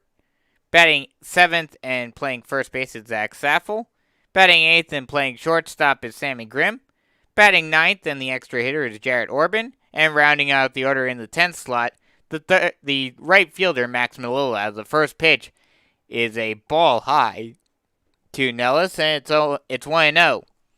Nellis batted .429 on the season, so he's had a good season thus far, and we'll look to have that continue here in the playoffs. That pitch is a ball inside, 2-0.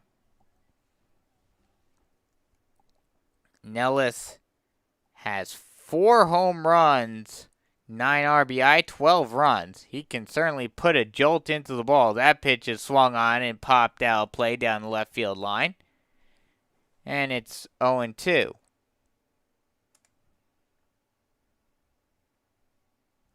One and two. The 1-2 ball high. 2-2 count now.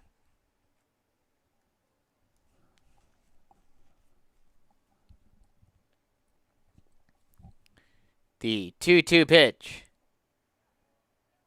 Ball 4. Apparently that was a full count. So full count pitch is a ball inside. And a leadoff walk for Caden Ellis. And that'll bring up Hunter Robinson.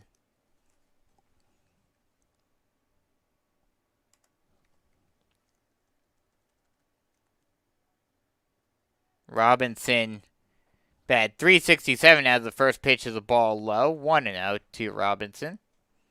Runner on first base, no one out. Still scoreless ball game as the Mallards would like to get something going right here. That ball is popped grounded over into the infield, over down the first base line. Grabbed by the pitcher, and he tags Robinson out before he can get to first base.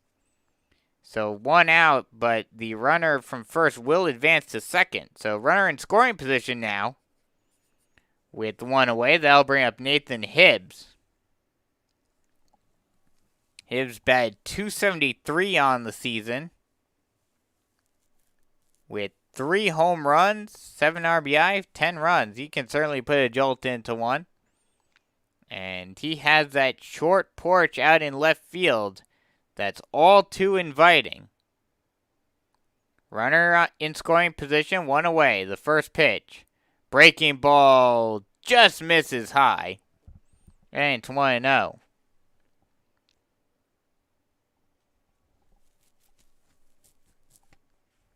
The 1-0.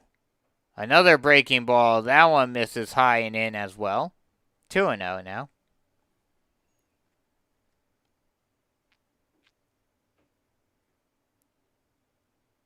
The 2-0. Swung on and missed for strike 1, and it's a 2-1 count.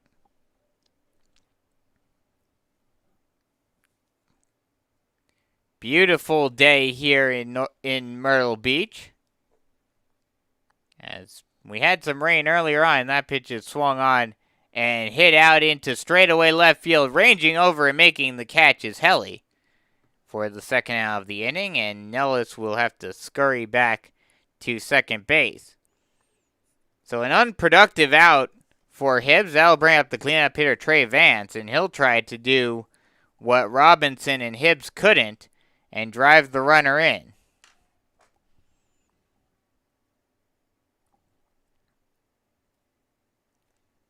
Vance batted .360 on the season with 6 runs, 2 RBI. That ball's fouled off, and it's 0-1.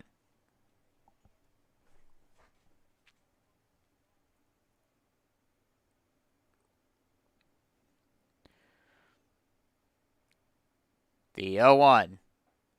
Breaking ball just on the inside part of the plate. And it's 0-2 now.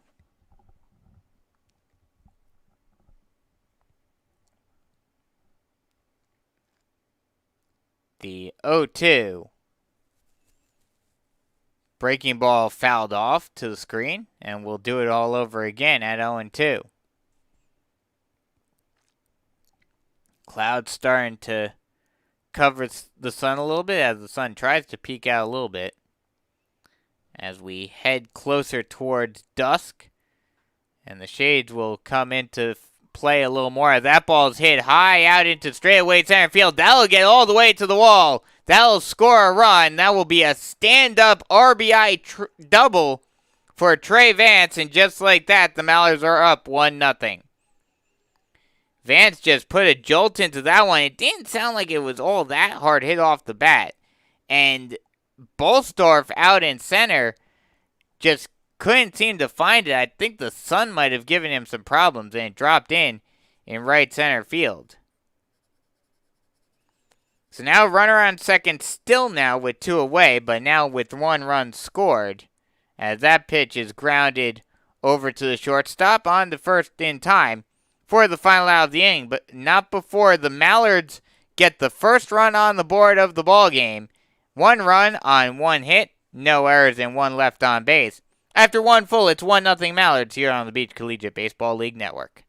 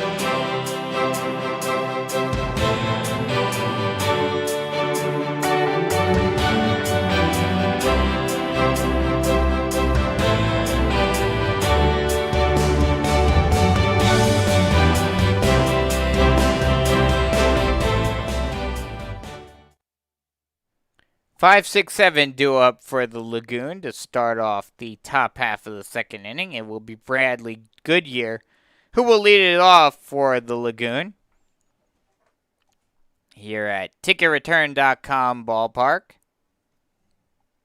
A beautiful facility here in the heart of Myrtle Beach, normally the home of the High A Cubs affiliate, the Myrtle Beach Pelicans, but due to everything that happened, no minor league baseball this season. The first pitch is a ball up and in to Goodyear, and it's 1-0.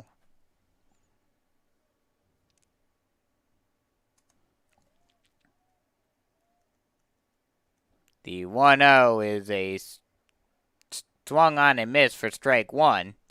And it's 1-1. Goodyear batted .400 on the season, so he had a very productive one.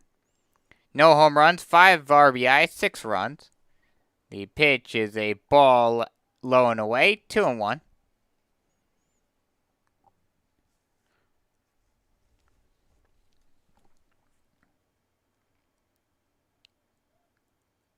The 2-1. Strike called on the outside part of the plate. 2-2 now.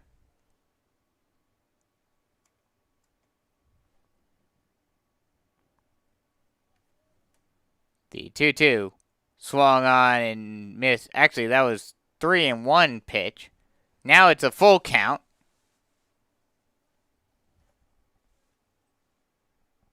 The payoff pitch about to come. And it does, and that ball's grounded over to the second baseman. A slow roller over to Nellis. He'll field, throw on the first in time for the first out of the inning.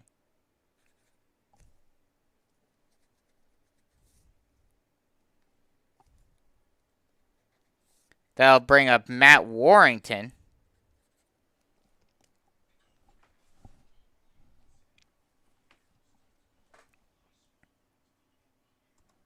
ticketreturn.com field. Down the left field line, 308. Straightaway center field, 400. And 328 down the left field line. That pitch is fouled off up behind us, off the roof. And it's 0-1.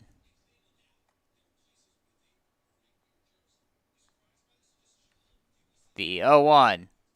Swung on and chopped down the third base line. It'll stay in fair territory. Fielded. Thrown on to first. In time. Great job by Cardone coming off of the mound. Fielding it. Spinning. Throwing in time over to first base for the second out of the inning. A great play by the pitcher. And there are two away. That'll bring up Trayvon Bolstorff. TicketReturn.com was opened back in 1999. Broke ground in 98. That pitch is lined over to the shortstop. It'll take a hop, and Grimm is not able to handle it. And Bolstorff will reach first on an E6. A high little blooper that dropped in front of Grimm.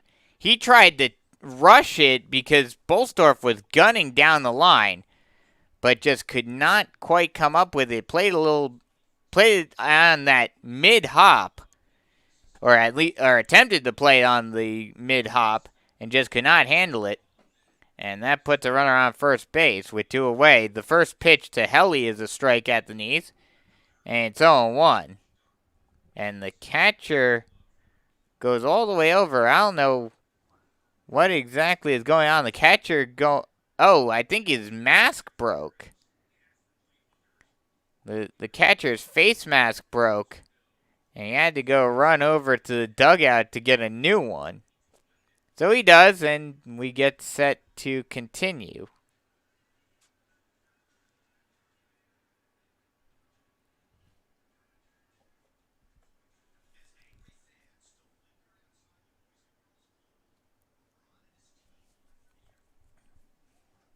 Runner on first base, two away. The pitch. Ball high, and the runner goes. He'll get in there safely without a throw. So now a runner in scoring position with two away after the stolen base by Bolstorff.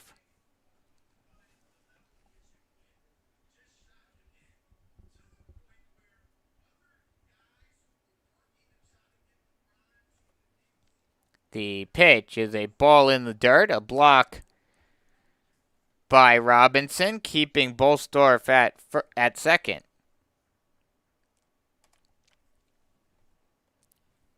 .3-0 count now. The 3-0. Swung on and missed. Stolen base attempt, throw down, and got him at third base. Caught stealing is Bolstorff, and that'll end the inning. So no runs on no hits, one error, and no one left on base. After 1.5, it's still 1-0 Mallards here on the Beach Collegiate Baseball League Network.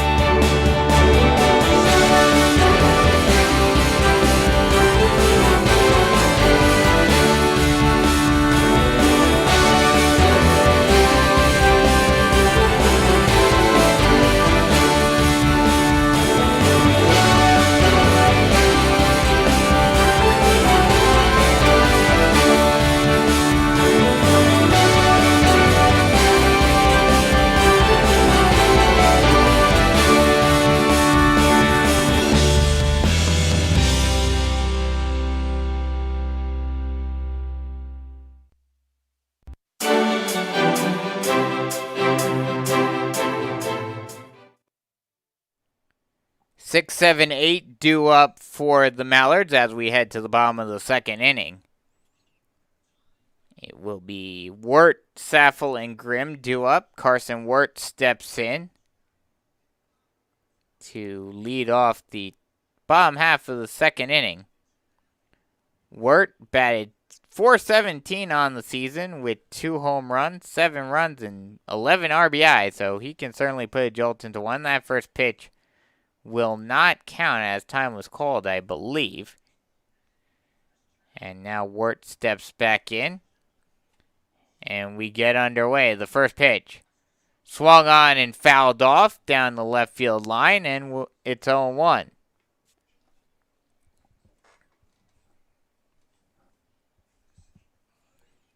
The Mallards wearing their all-white jerseys today, with the Lagoon wearing the yellow and gray. Mallards probably weren't expecting to be the home team, as that pitch is a ball outside. 1-1.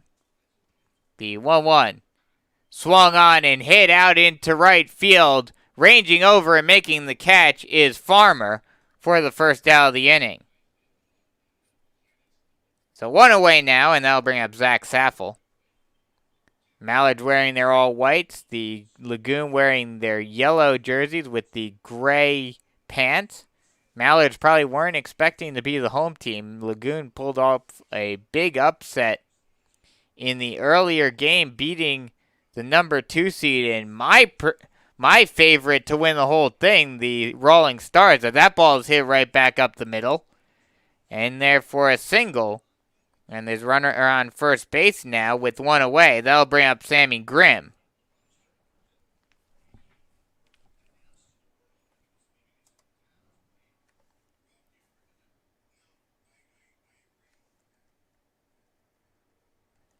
Grimm batted only .143 on the season. Would certainly like to improve upon that here in the playoffs. That first pitch, curveball, misses inside. 1-0. He did have 4 runs and 4 RBI, however. The 1-0 is swung on and fouled off of the roof. And it's 1-1.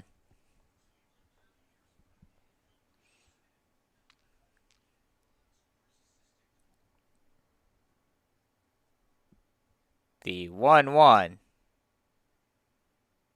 is swung on and hit over to the second baseman. Thrown on to second for 1. On to first, but not in time, as Grimm flies down the line and gets in there safely on the fielder's choice. So 4-6 fielder's choice. 2 out now. Still a runner on first base, and that'll bring up Jarrett Orban.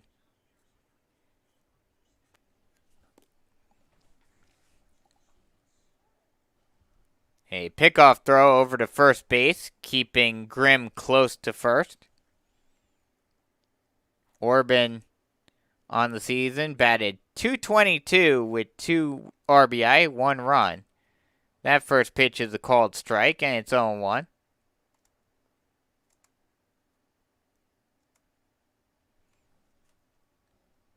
The 0-1 pitch. Ball high, 1-1.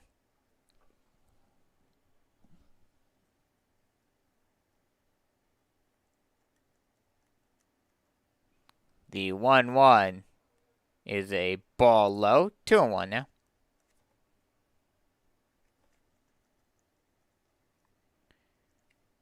Grimm already has 2 stolen bases on the season. No caught stealing, so they are right to be afraid of him on the base pads. That pitch misses low. 3-1 now.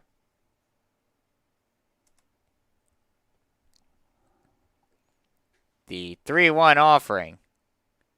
Swung on and popped high down the left field line.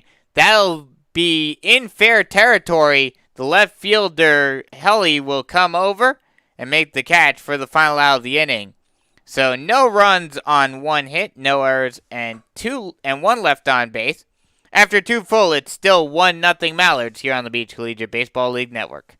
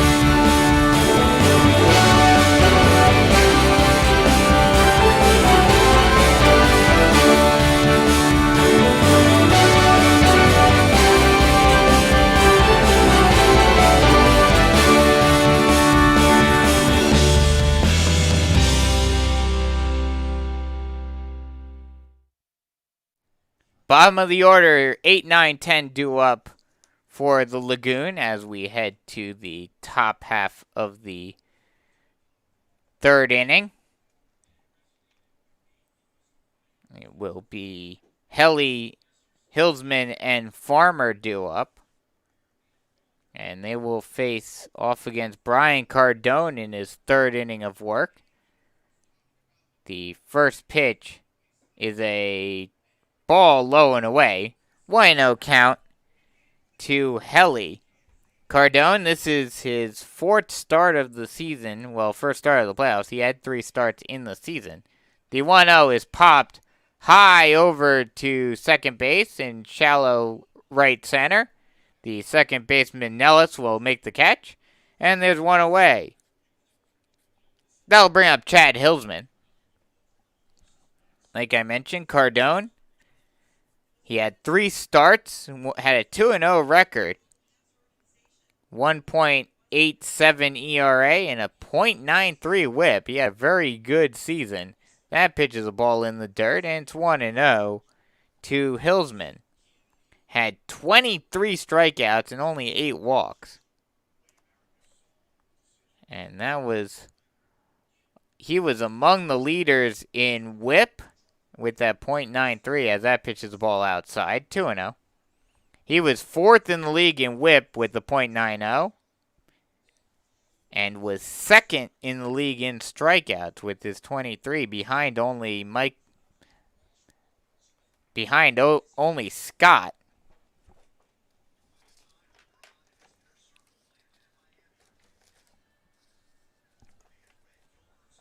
Scott of the Generals, McKinley Scott, but we saw how that worked out for the Generals earlier.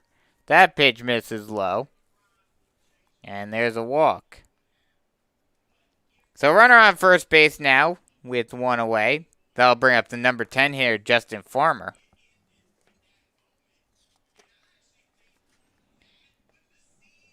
So in spite of how well you've done in the regular season, as we saw with McKinley Scott earlier, giving up 2 runs, you never know what's going to happen in the playoffs. As that ball is hit out into right center field, that'll get all the way to the wall. Rounding for second and hanging for third and getting in there safely is Hilsman. And Farmer gets the second standing. So a 1-out double puts 2 runners in scoring position now for the Lagoon. And we are back to the top of the order. And Grant McDonald. 2 runners in scoring position now as the Lagoon try to tie the ball game back up. Down by 1. The first pitch to McDonald. Ball low and inside. 1-0.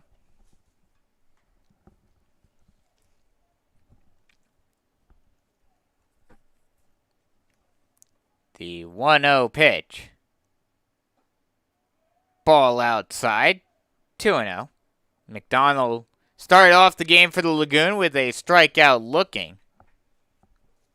But a big opportunity for him to redeem himself a little bit. The 1-0, or the 2-0, excuse me, is a ball low in the dirt. 3-0. McDonald in the first game went 0 for 3, did reach on a hit by a pitch, and then came around to score.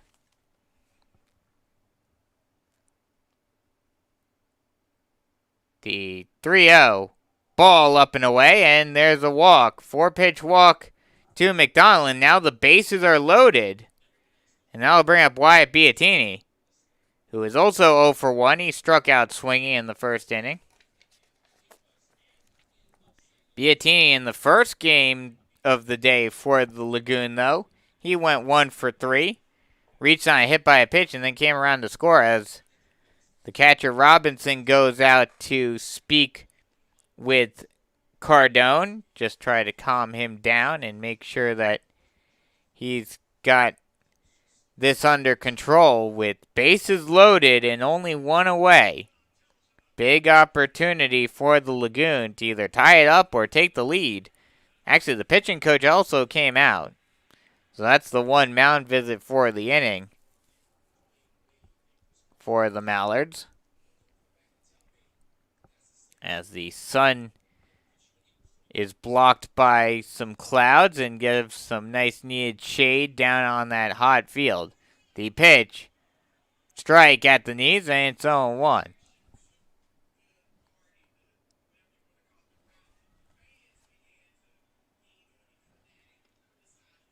The 0-1. Ball low and inside, 1-1.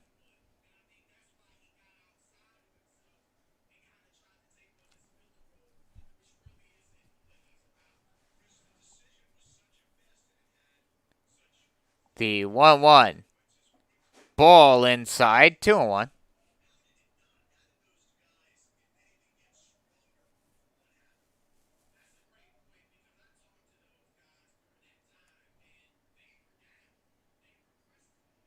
Beattini went .345 this season as that ball is hit out into left center field. Diving attempt, and he is not able to make the catch. That will get to the wall. 1 run will score. 2 runs will score. A 3rd run will score. And that will be, just 2 runs. That will be a 2-run double for Wyatt Beattini. And now, just like that, the Lagoon are up 2-1.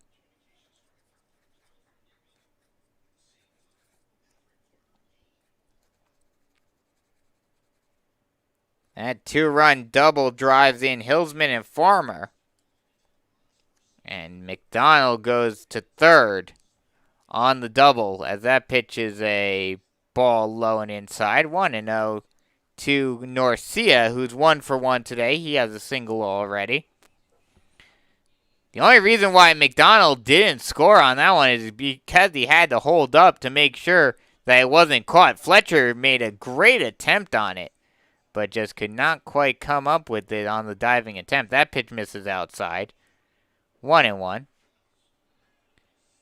And luckily for the Mallards, as that pitch is popped high into shallow left center field, ranging over and making the catch is Fletcher. Tagging up and scoring is McDonald.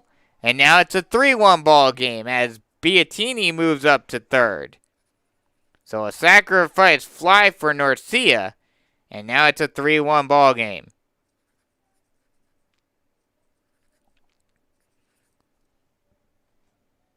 So like I was mentioning, Fletcher made a great attempt on the ball, just could not quite come up with it. But luckily for the Mallards in that situation, Wirt was right behind him to hold the runners at bay at 2nd and 3rd. But the sacrifice fly does drive in McDonald. And now it's 3-1. Tim Burns up to the plate. The first pitch is a ball outside. 1-0. The 1-0 pitch. Breaking ball goes awry past the catcher. That will allow Beattini to score on the wild pitch. And now it's 4-1. And the wheels are starting to come off for the Lagoon. After 2 straight pretty good innings for Cardone, the wheels are starting to fall off here in the 3rd. Bases are empty now. 2 away. Pitch is swung on and fouled off. And it's 1-2.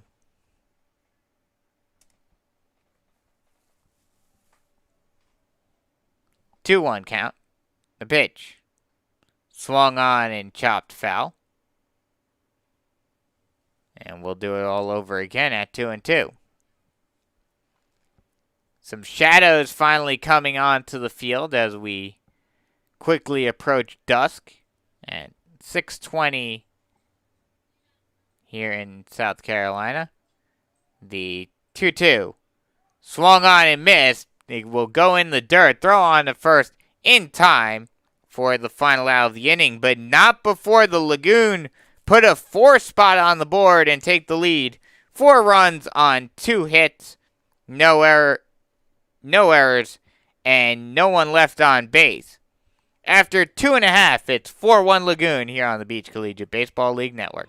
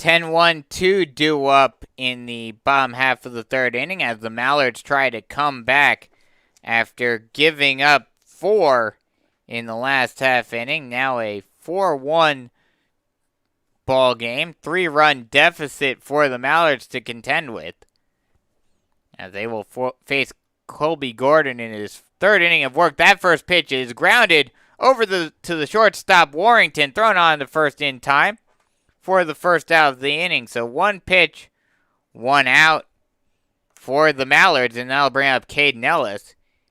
He does not have an official at bat yet. Walked to lead off the game for the Mallards, and then came around to score the only run for Forest Brook. He will look to do something here. The pitch is swung on and grounded into the hole past the diving glove of Norcia into right field for a base hit. And that ball was slowly hit, but far away, right into the perfectly placed into the hole in between the first and second baseman. Norcia tried to go out, tried to dive for it, just could not come up with it, and it trickles into right field for the base hit. So runner on first base with 1 away. That'll bring up Hunter Robinson. The first pitch to Robinson. That ball is hit high out into left field. Ranging over and making the catch is the left fielder Helly. And there are 2 away. 3 pitches, 1 hit, 2 outs. And Gordon's making quick work of the Mallards in this third inning. That'll bring up Nathan Hibbs. He's 0 for 1 today with a fly out to left. The first pitch to Hibbs. That ball is swung on and fouled off. And it's 0-1. Gordon, going to Georgia Southwestern State, throws a 57-mile-an-hour fastball.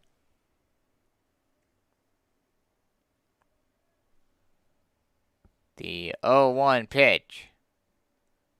Swung on and grounded into the hole, ranging over, and neither the third baseman nor the shortstop are able to come up with it, and it will trickle into left field for a base hit. So runners on first and second now with 2 away. That'll bring up Trey Vance. He's 1 for 1 today with an RBI double.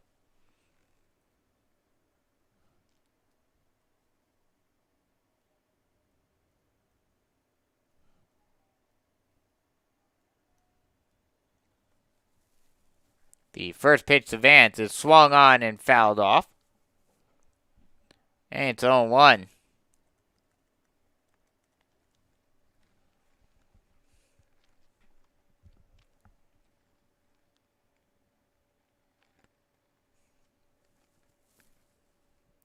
The 0-1. Curveball misses outside. 1-1. Gordon also has that curveball that you just saw right there, and also has a changeup. The 1-1 fastball hits the low outside corner, and it's 1-2.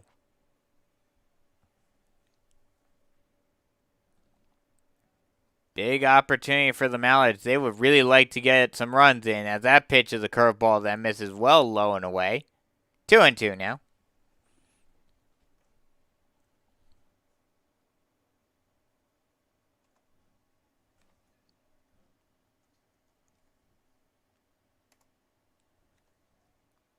The 2-2. Swung on and grounded into the hole into right field. Another trickler. Rounding third and heading for home. And he will beat the throw. An RBI single for Trey Vance. And now it's a 4-2 ball game. Another trickler that just got past Norcia into right field. Nellis rounded third with waves home. And he got in there safely without a throw. So now runners at the corners as Hibbs advanced over to third on the throw.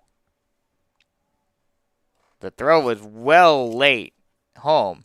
The first pitch, that ball is driven out into left field. That'll drop into the gap down the line for a base hit. Rounding third and heading for home is Nellis. Or, excuse me, it's Hibbs. He'll slide in. Vance slides in safely. It's a 2-run double for Trayvon Fletcher.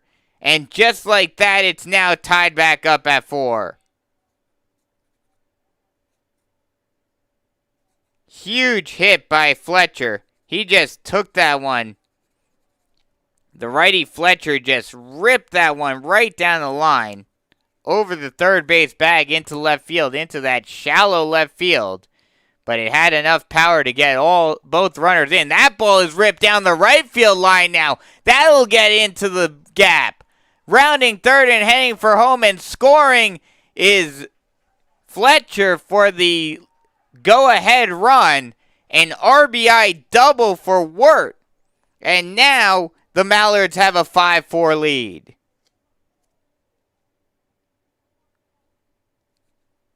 So go down the line one way with Fletcher, and then Wirt says, what you can do down the left field line, I'll do right down the right. And 2 straight doubles down the line into the corners give the Mallards a 5-4 lead, and that'll do it for Colby Gordon today as he gets taken off after giving up 4 runs here in the third inning. So we'll take a quick break as we check to see who the new pitcher for the Lagoon are. So be sure to stay tuned. Actually, they will not take him out. Excuse me. Looked like they were about to take him off, but they decided to keep him in. The curveball misses outside, just off the outside part of the plate. And it's 1-0 to Saffel. The pitch is swung on and hit out into straightaway center field. Ranging back and making the catch is Bolstorff. And that'll end the inning, but not before the Mallards put a 4 spot on the board and take a 5-4 lead here in the bottom half of the third inning. After 3, it's 5-4 Mallards here on the Beach Collegiate Baseball League Network.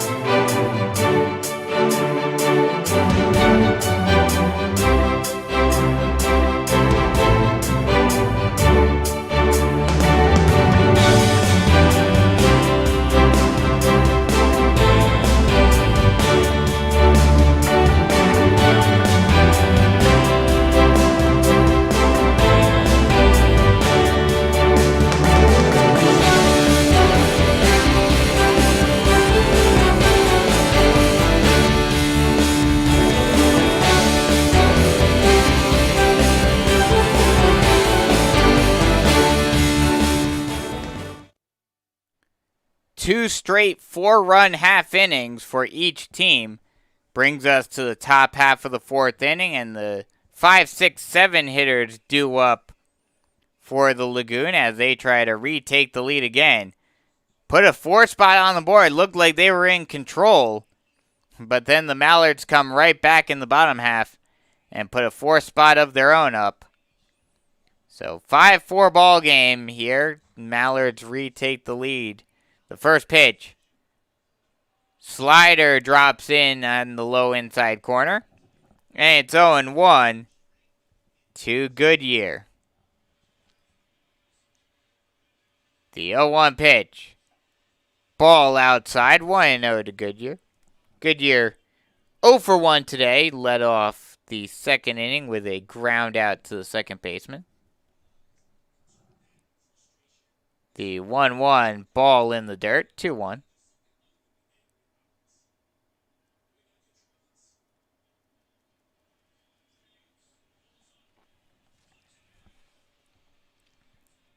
The 1-1, the 2-1, excuse me, is swung on and lined over to the shortstop Grimm, but right at him. And he will make the first out. So, L6 to start off the 4th inning. That'll bring up Matt Warrington. He is 0 for 1 today with a grounder back to the pitcher.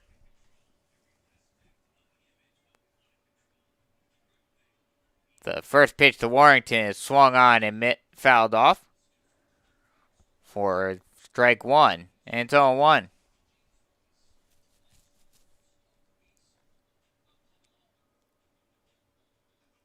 The 0-1 pitch. Slider misses outside. 1-1.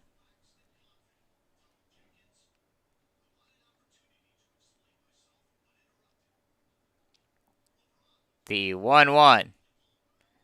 Slider drops in there on low outside corner, and it's 1-2.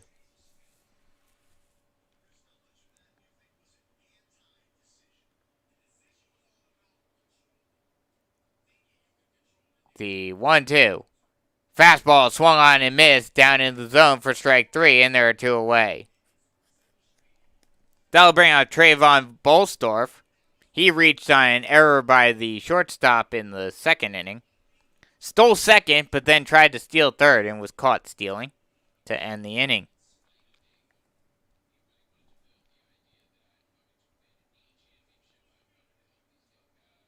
The first pitch to Bolstorff. Swung on and chopped up the middle. Ranging in and fielding it is the shortstop, but an errant throw pulls the first baseman Saffel off the bag. And that will actually go out of play into the dugout, thus allowing Bolstorff to move over to 2nd. So an E6 puts a runner in scoring position with 2 away for Cole Helly. He popped out to the 2nd baseman to start off the 3rd inning. Runner on 2nd base, 2 away. The first pitch. Ball high. 1-0 to Helly.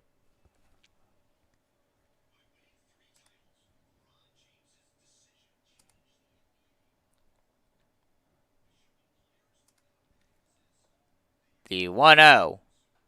Swung on and popped high over behind the backstop, and they'll drop foul out of play.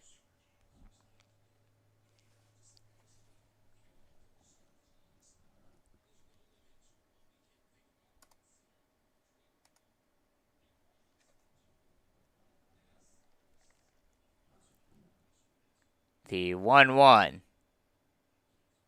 Swung on and fouled back again, back to the screen, and it's 1-2.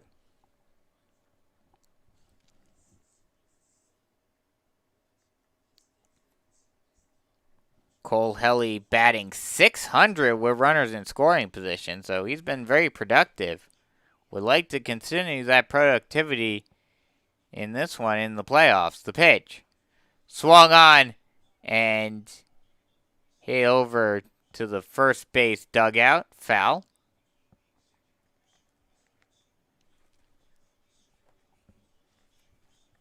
And we'll do it all over again at 1-2.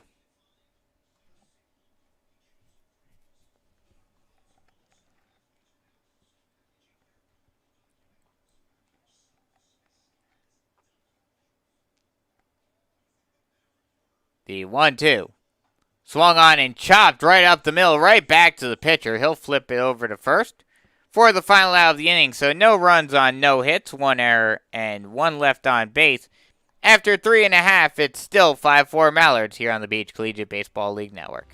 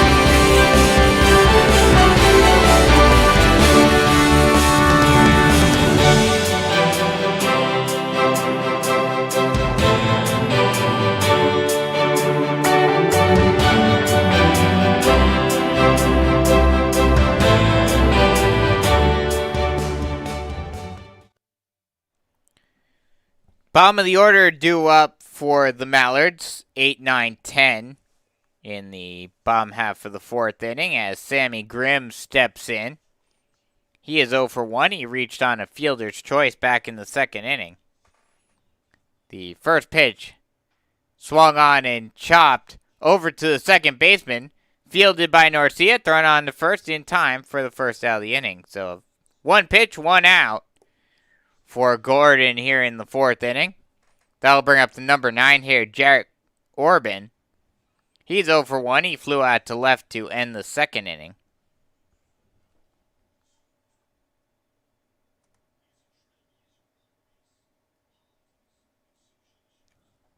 The first pitch to Orban is a ball low, and it's 1-0.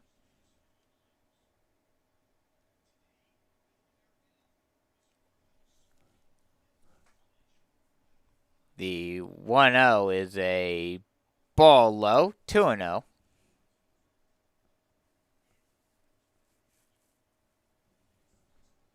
The 2-0. Breaking ball misses. Oh, called strike on the low outside corner. That looked like it was away from the plate. But a called strike, and it's 2-1. The 2-1. Breaking ball misses just low. They appeal down to first. And they say he did go around. So it's a 2-2 count now. The 2-2. Swung on and popped high down the left field line, but it will get out of play.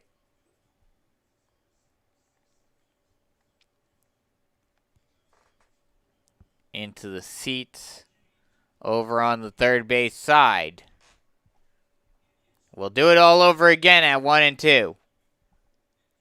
The pitch. Swung on and grounded into the hole. Ranging over and not able to handle it cleanly is the shortstop Warrington. And Orban will get on first base with a 1-out single. That'll bring up Max Malula. He is 0 for 1 today. He led off the third inning with a grounder to the shortstop. Runner on first base, 1 away.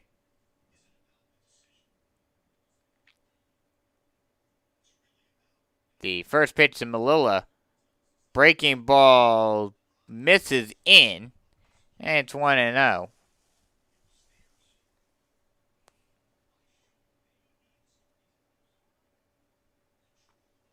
The 1-0.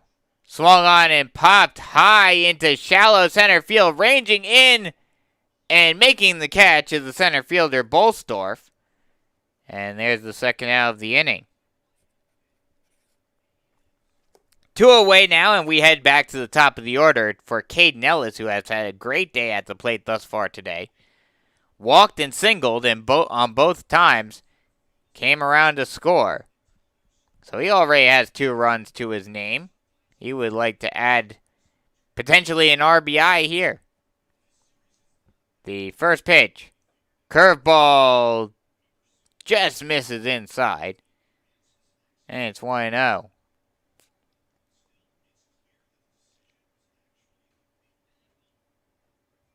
The 1-0. Fastball strike on the low outside corner. 1-1.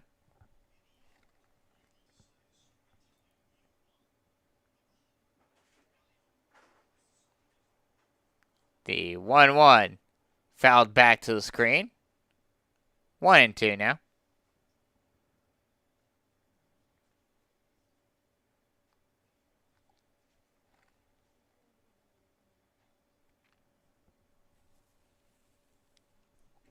One and two, 2 away. With a runner on first base. In a 5-4 ball game, Mallard's in the lead.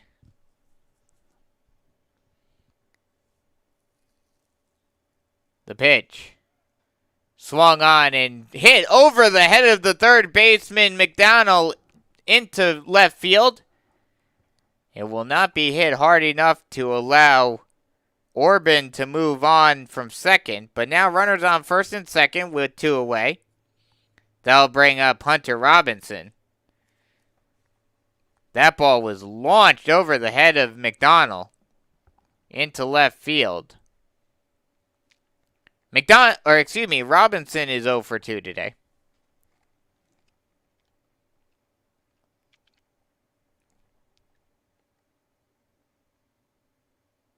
The first pitch to Robinson is swung on and popped high and foul. That'll bounce off the roof. 0-1 count.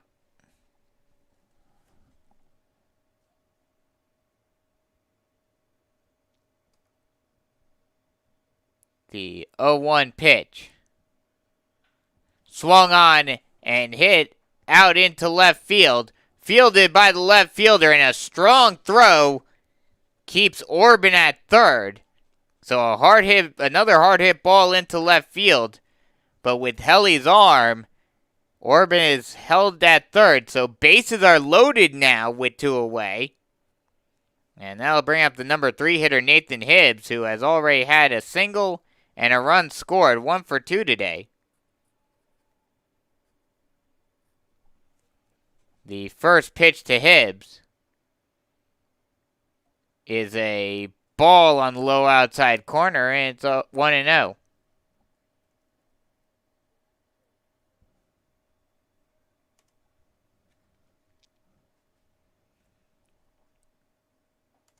The 1-0 pitch is a strike at the knees, 1-1 now.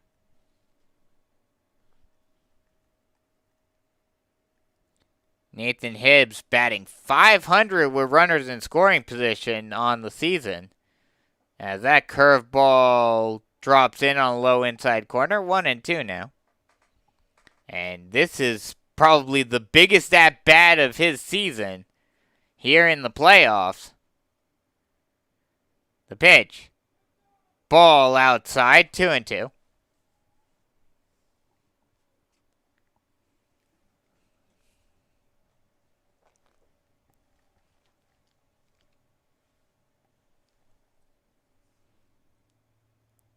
The 2-2 pitch.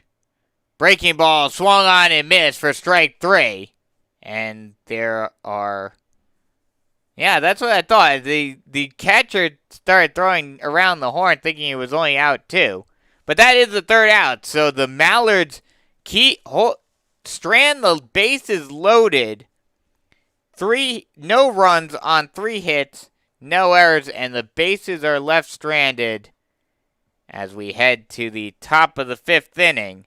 Still a 5-4 ball game here on the Beach Collegiate Baseball League Network.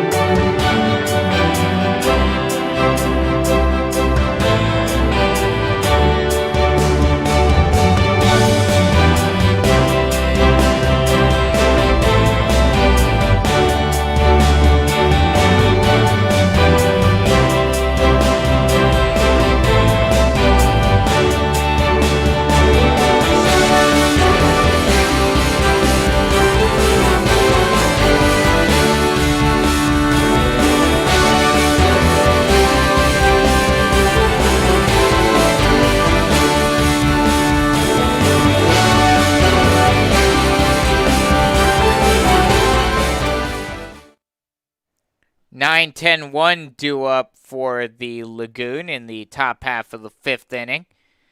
As after stranding the bases loaded, the Lagoon would like to capitalize on this momentum boost. You would have to assume that keeping the bases loaded without any run scoring at all in that last half inning has to give the Lagoon some momentum. They would like to capitalize on it right here and try to tie the game back up. That pitch is a ball outside, 1-0. To Hillsman, who does not have an official at bat yet today. like I mentioned, did not have an official at bat, walked in the second inning and came around to score. That pitches the ball outside. 2-0. The 2-0. Ball low. 3-0 count now.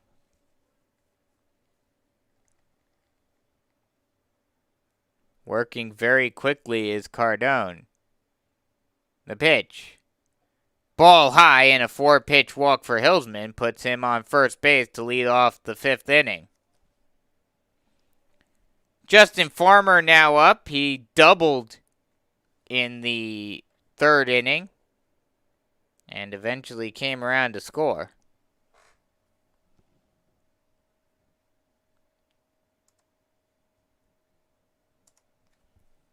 The first pitch. Ball low and away. 1-0 to Farmer.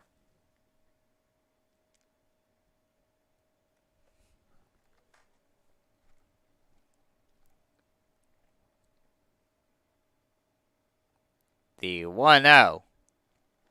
Breaking ball up and away, gets off the glove of the catcher, and that'll go all the way to the backstop, allowing Hillsman to get to second on the pass ball. So now runner in scoring position with nobody out. Prime opportunity for the Lagoon to tie this game up.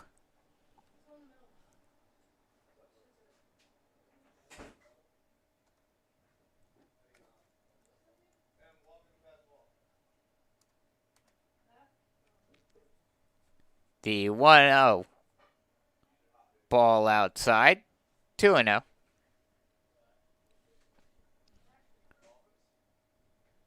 Farmer has not gotten a hit with runners in scoring position thus far on the season. Would certainly like to get one here. That ball again gets away from the catcher, well outside, and he'll get to the backstop, allowing Hillsman to get to third. So a walk to Farmer and the wild pitch puts runners at the corner now with the top of the order coming up. Grant McDonald steps in. He is 0 for 1 today as the pitching coach for the Mallards comes out. We'll see if this is just a little chat, talk some strategy, and figure out what to do about this runners on the corner, no one out jam that the Mallards find themselves in now. Or if he may get taken out. Probably he's taking some time to allow someone to get warmed up in the bullpen. There is someone warming up in the Mallards bullpen. Can't see quite who it is as the umpire goes out to talk with the Mallards pitching coach, basically say, hey, let's get this game underway again. And the pitching coach will take his sweet time getting back to the dugout, trying to give his reliever all the time he needs to get ready.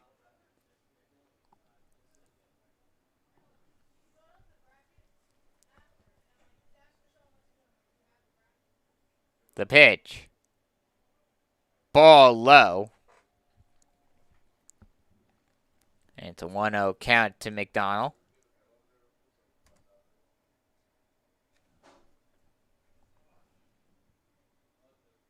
The pitch.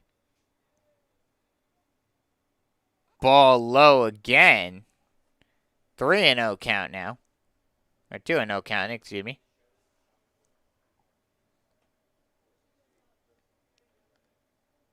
The 2-0. Ball high, 3-0 now.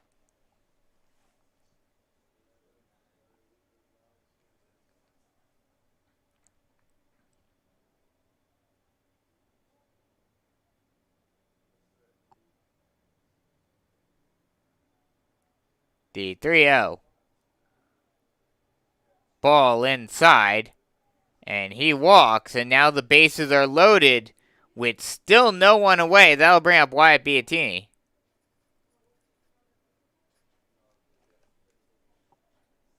So 3 straight walks have loaded the bases for Biattini, who already has a 2-run double And also scored a run. So 2 RBI and a run for Biatini already. He would certainly like to put some wood on this one. That pitch is a ball up and away. Why no?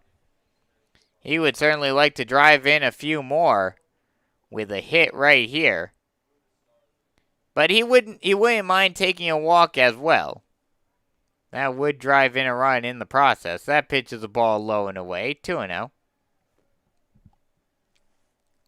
And at this point, with how wild and out of control Cardone is, you have to imagine that these Mallard hitters, or these Lagoon hitters rather, are basically just saying, hey, let's just sit on these balls. Let's just wait for him to throw us something down the plate. There he does. He throws one right down the middle. And it's now a 2-1 count.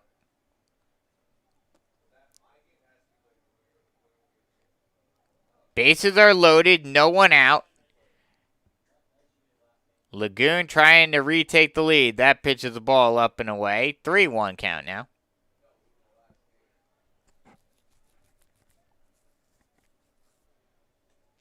And you have to imagine with how wild Cardona has been in this inning that strike zone's kind of shrinking a little bit on him as well. The 3-1, ball up and in, and there you go. Biatini walks in a run, and now it's a tie game right back up at 5.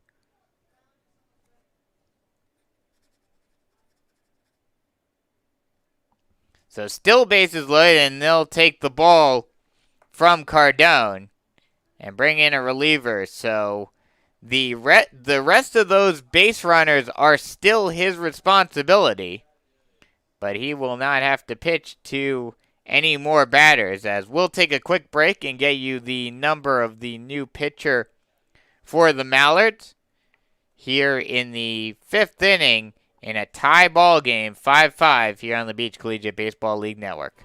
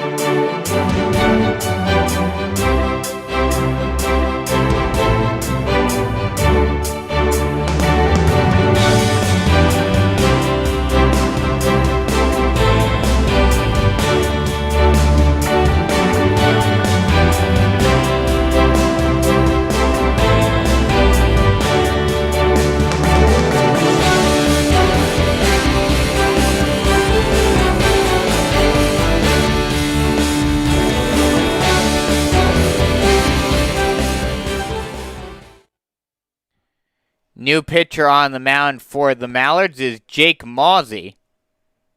And we'll get you all his information in just a bit, as he will have to contend with a bases-loaded jam. Already 1 run came in to score in this inning to tie the game back up. That pitch is a curveball that drops in over the heart of the plate, and it's 0-1.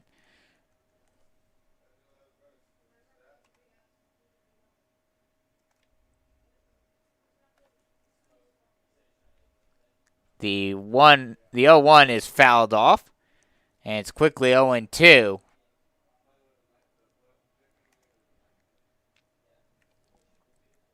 Mawsey on the season. This is his 4th appearance, first obviously in the playoffs. The pitch is a breaking ball that drops low. It's a 1-2 count now. He went 2-0 on the season with a 2.33 ERA, 1.44 whip, 3 strikeouts, and 2 walks. The pitch is a ball low and away. Gets away from the catcher, but he's able to get it quickly enough to avoid any runners from advancing. So a lucky break for the Mallards, as that ball could have been a disaster. Just trickled off of Robinson's glove and ricocheted towards the dugout, but it didn't really get far. It was also stopped by the grass. That helped a lot. So a 3-1 count. That ball is popped high into the center of the infield. Mozzie will take it himself, and a bit of a tumble. But luckily for the Mallards, not only is no one seems to be injured, but all 3 base runners stay put. As Mozzie clearly was calling that off, saying, I got it. But Nellis came in and then slid. Must have lost his footing or something, and slid right behind Mozzie, and Mozzie fell right on top of him. But luckily, everyone seems to be okay. So that's the first out of the inning on the pop out to the pitchers. The first pitch is a ball inside, and it's 1-0 now to Tim Burns, who is 0 for 2 today, about looking to avoid the hat trick. Already 2 strikeouts to his name. The 1-0 is fouled off down the left field line, and it's 1-1.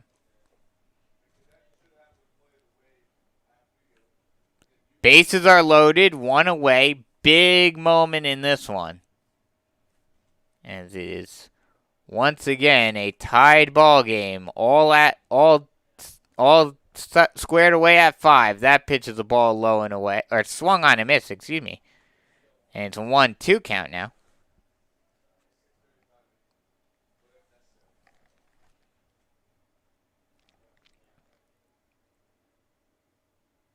The 1-2. Swung on and missed for strike 3, and that's a huge second out for Mozzie as he comes in and gets 2 quick outs, and he is just 1 out away from having the Lagoon also strand the bases loaded. The Mallards stranded the bases loaded last half inning, and now the Lagoon looked to do the exact same thing. They, on the other hand, did score a run, whereas the Mallards did not in the last half inning. And that was the hat trick for Burns. The first pitch is swung on and fouled off down the third base line by Goodyear, and it's 0-1. He's 0 for 2 today. Grounded out to the second baseman and then lined out to the shortstop.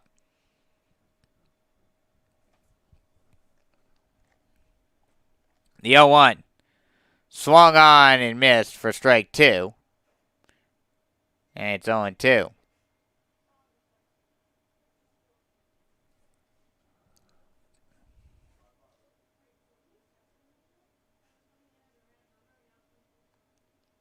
The 0-2 pitch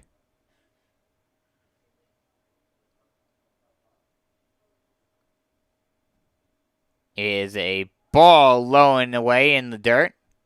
Oh no, it's actually called strike 3. That was a very wide strike zone right there, and just like that, Mozzie comes in and gets the 3 outs that he needed, but not before the Lagoon put up 1 run on no hits, no errors, and 3 left on base after 4.5. It is 5-all here on the Beach Collegiate Baseball League Network.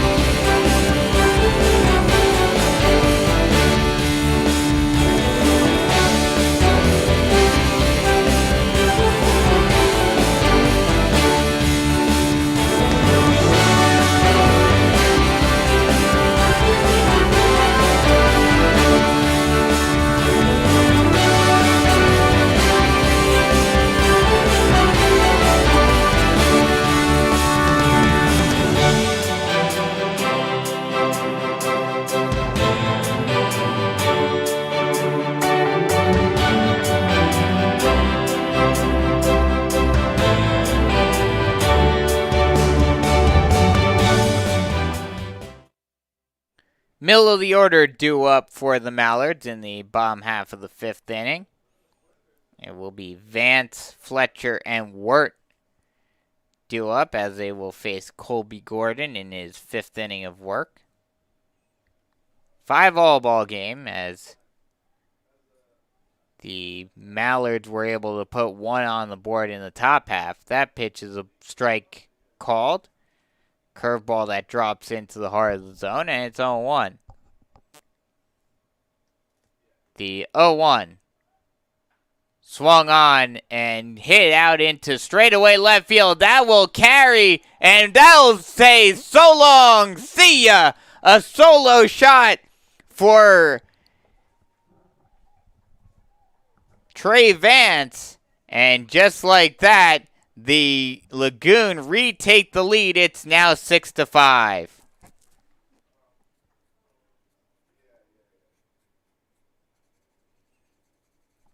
And I've been saying it all day, and I said it yesterday too.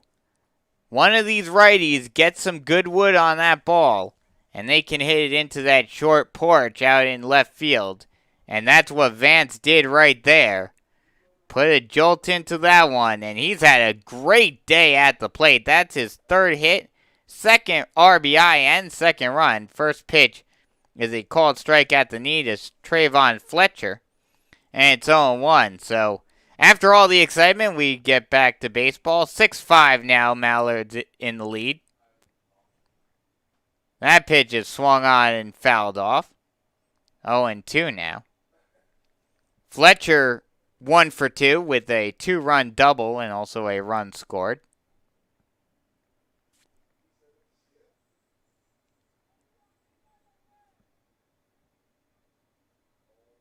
The 0-2. That ball is hit out into straightaway center field. Ranging over and making the catch is Bolstorff. And there's one away. That'll bring up Carson Wirt. He's 1 for 2 today.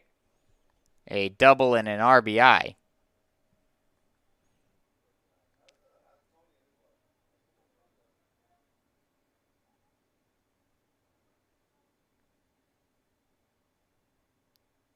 The first pitch to Wirt. Bunted down the third base line. A perfectly put bunt. And the third baseman, McDonald, will not have a play on it.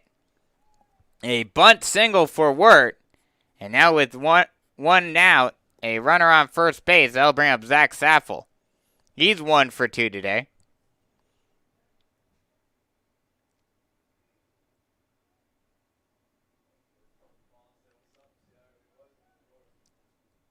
Saffel, a single and a fly out to center field are his 2 at-bats. The first pitch. Swung on and missed. Or, excuse me, swung on and fouled off for a strike 1. And it's 0-1.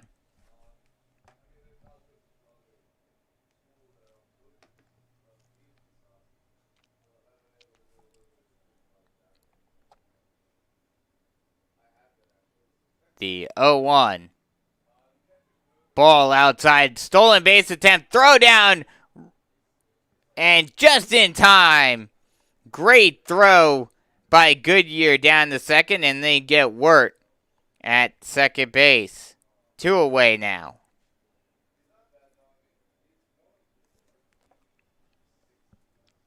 So now after the caught stealing, no one on base. 2 outs.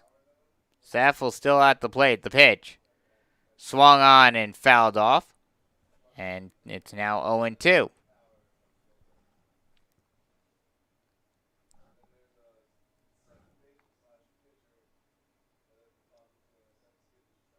The 0-2. Swung on and hit. Foul. And we'll do it all over again at 0-2.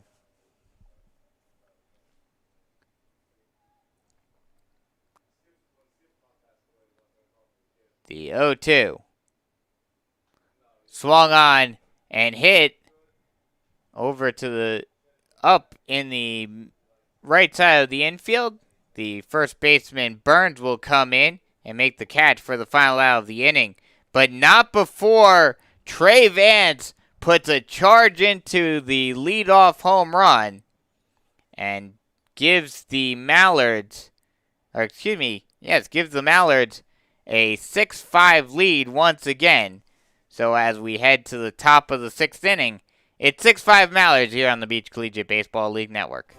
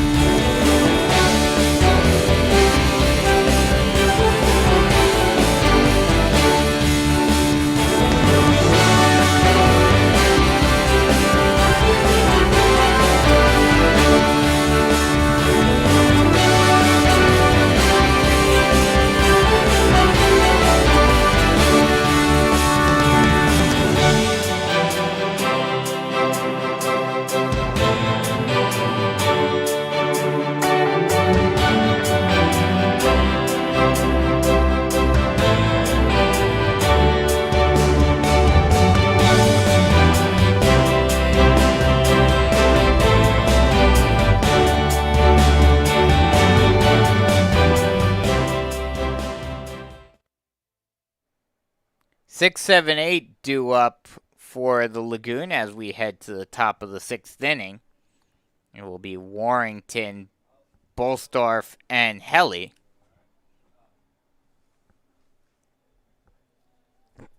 Warrington 0 for 2 today with a strikeout and a ground out to the pitcher. The first pitch, curveball just misses low and away, and it's 1-0. Mousy out there for his 2nd inning of work. The 1-0 is a strike on the low outside corner. 1-1 now. Mousy did a great job coming in with the bases loaded jam and being able to get 3 out. That pitch is a strike on the outside part of the plate. 1-2 now. Came in with runners on every base and no one out, and was able to get 3 straight outs without giving up a single run. The pitch, that ball is grounded over to the second baseman, Nellis. He'll field, throw on to first in time for the first out of the inning. That'll bring up Trayvon Bolstorff. Bolstorff has reached base on 2 straight errors by the shortstop Grimm. Does have a stolen base, but also has a caught stealing. The first pitch.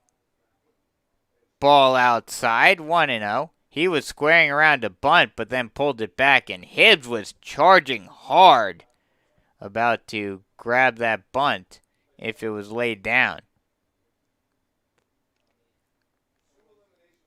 The 1-0. Swung on and missed for strike 1. 1-1.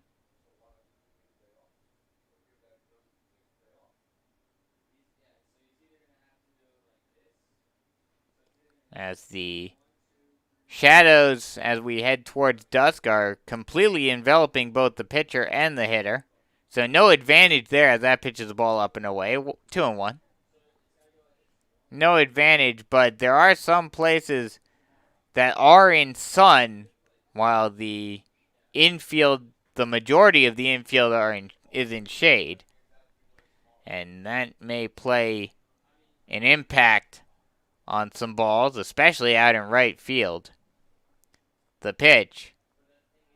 Strike on the outside part of the plate. 2-2.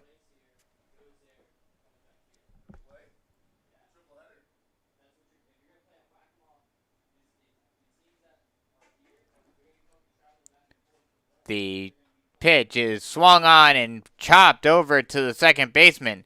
Throwing on to first in time for the second out of the inning. So 2 straight ground outs to Nellis over at second.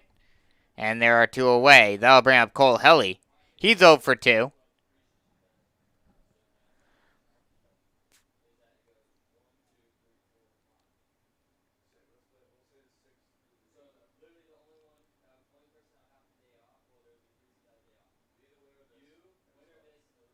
The first pitch to Helly is grounded down the third base line over to the third base coach.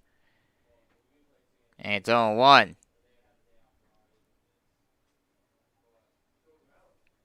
Helly 0 for 2 today with a pop out to the second baseman and a grounder to the pitcher. The 0-1.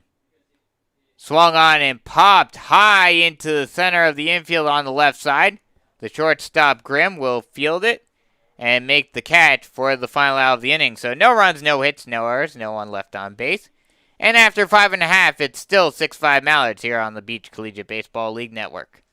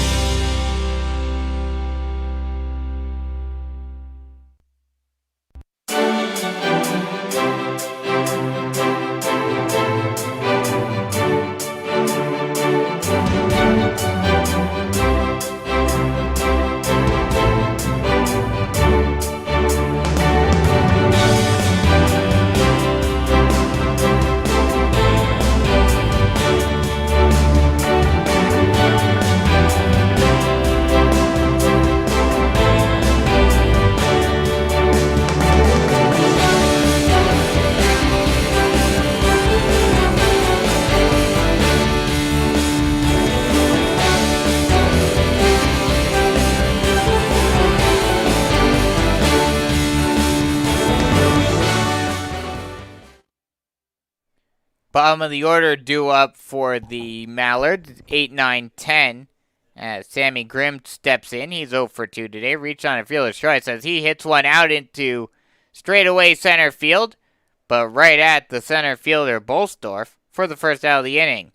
So one pitch, one away, and there is now Jarrett Orban up to the plate. He's 1 for 2 today.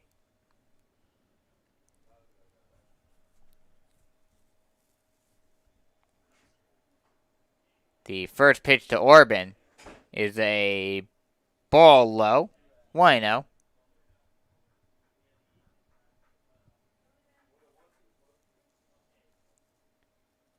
The 1-0. Strike on the low outside corner, 1-1.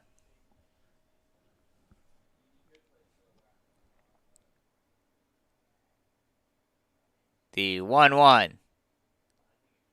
Ball low, 2-1.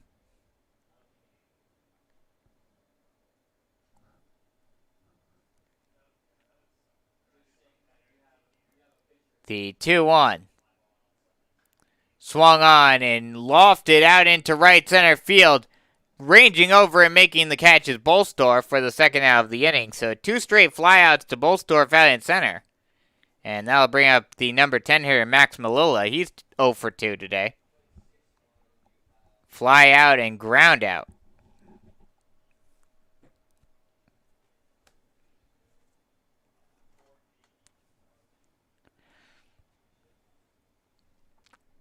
The first pitch to Malilla. Swung on and grounded into the hole. The shortstop grabs it, thrown a long throw in the dirt, but a nice grab by the first baseman Burns to dig it out of the dirt for the final out of the inning. So no runs, no hits, no errors, no one left on base. After 6 full, it's still 6-5 Mallards here on the Beach Collegiate Baseball League Network.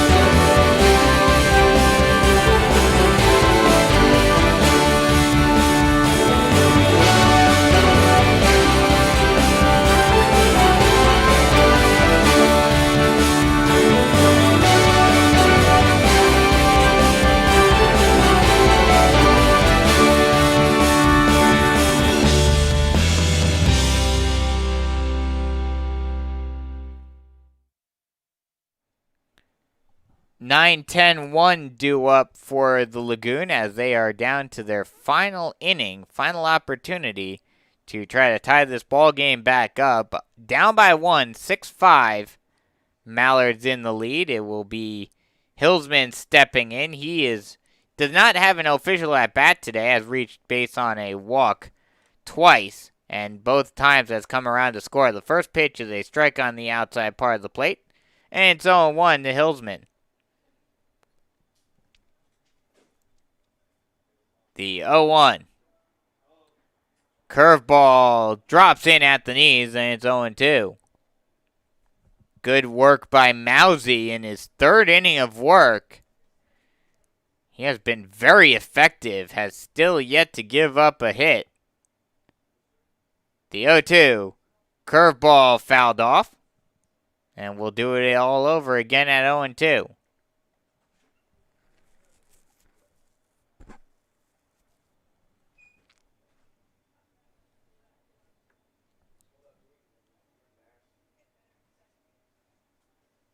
The 0-2.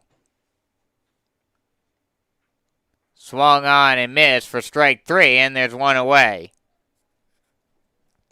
That is Mousy's third strikeout today thus far in his 2 1/3 innings of work. That'll bring up the number 10 hitter, Justin Farmer. He is 1 for 1 today, doubled and scored a run, also walked. The first pitch to Farmer is a ball low and away. 1-0.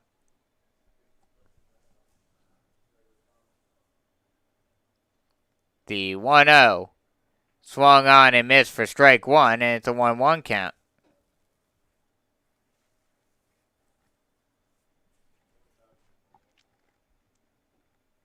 The 1-1. Curveball low and away. 2-1 count now.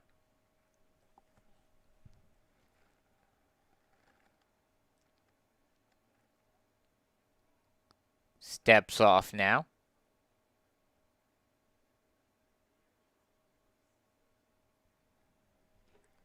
And now we set once again the 2-1. Ball low and away. 3-1 count now.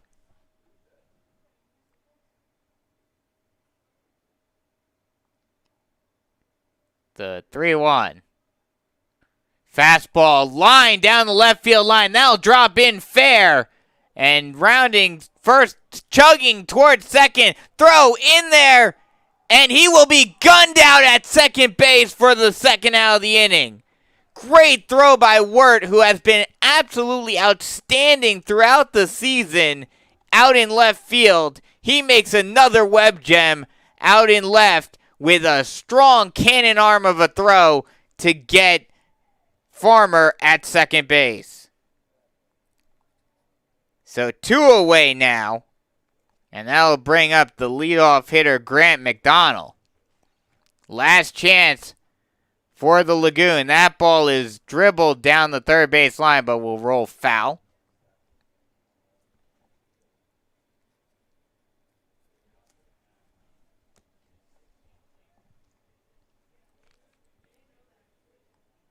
McDonald 0 for 1. Reached base on 2 walks and has scored a run today. The 0-1. Ball, called strike on the low outside corner. And now the Lagoon are down to their final strike in this one, as they look to avoid going into the loser's bracket. The 0-2. Curveball popped high, and that will get out of play beyond the Lagoon dugout into the seats.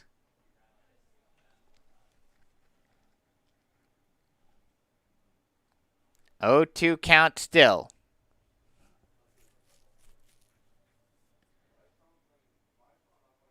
The 0-2. Swung on and chopped down the third base line, but foul. And we'll do it all over again at 0-2.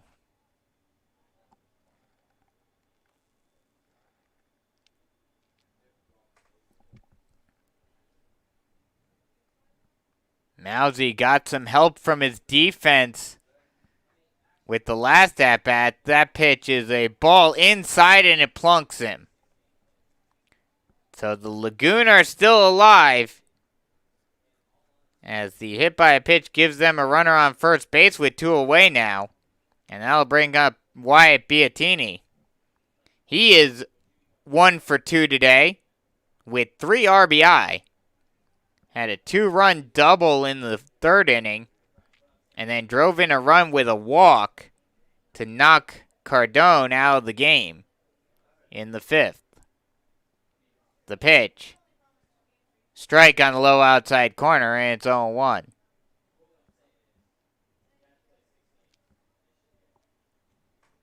Lagoon down to their final out, excuse me.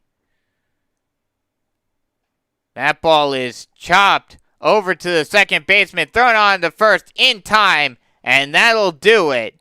Final score here, the Forest Brook Mallards 6, Little River Lagoon 5. Jake Mousy gets the W, with Colby Gordon getting the L for the Lagoon. So the Mallards move on into the winner's bracket further, and the Lagoon move to the loser's bracket. Tomorrow we will have even more games to bring you here from TicketReturn.com ballpark, as they will have to make up a couple of losers brackets games that were supposed to be played at Waccamaw Park today, but that was rained out. So we will have, I believe, 6 games here from TicketReturn.com field. So once again, final score, Forest Brook Mallards beat the Little River Lagoon 6-5 to advance further in the 2020 Beach Collegiate Baseball League playoffs. I've been Brandon Biscoping, bringing you all the action here on the Beach Collegiate Baseball League Network. Hope you guys enjoyed it, and hope you guys tune in tomorrow for more of the action as we head further into the playoffs here on the Beach Collegiate Baseball League Network. Once again, final score, Forest Brook Mallards 6, Little River Lagoon 5. This has been a presentation of the Beach Collegiate Baseball League Network. See you guys tomorrow. So long, everyone.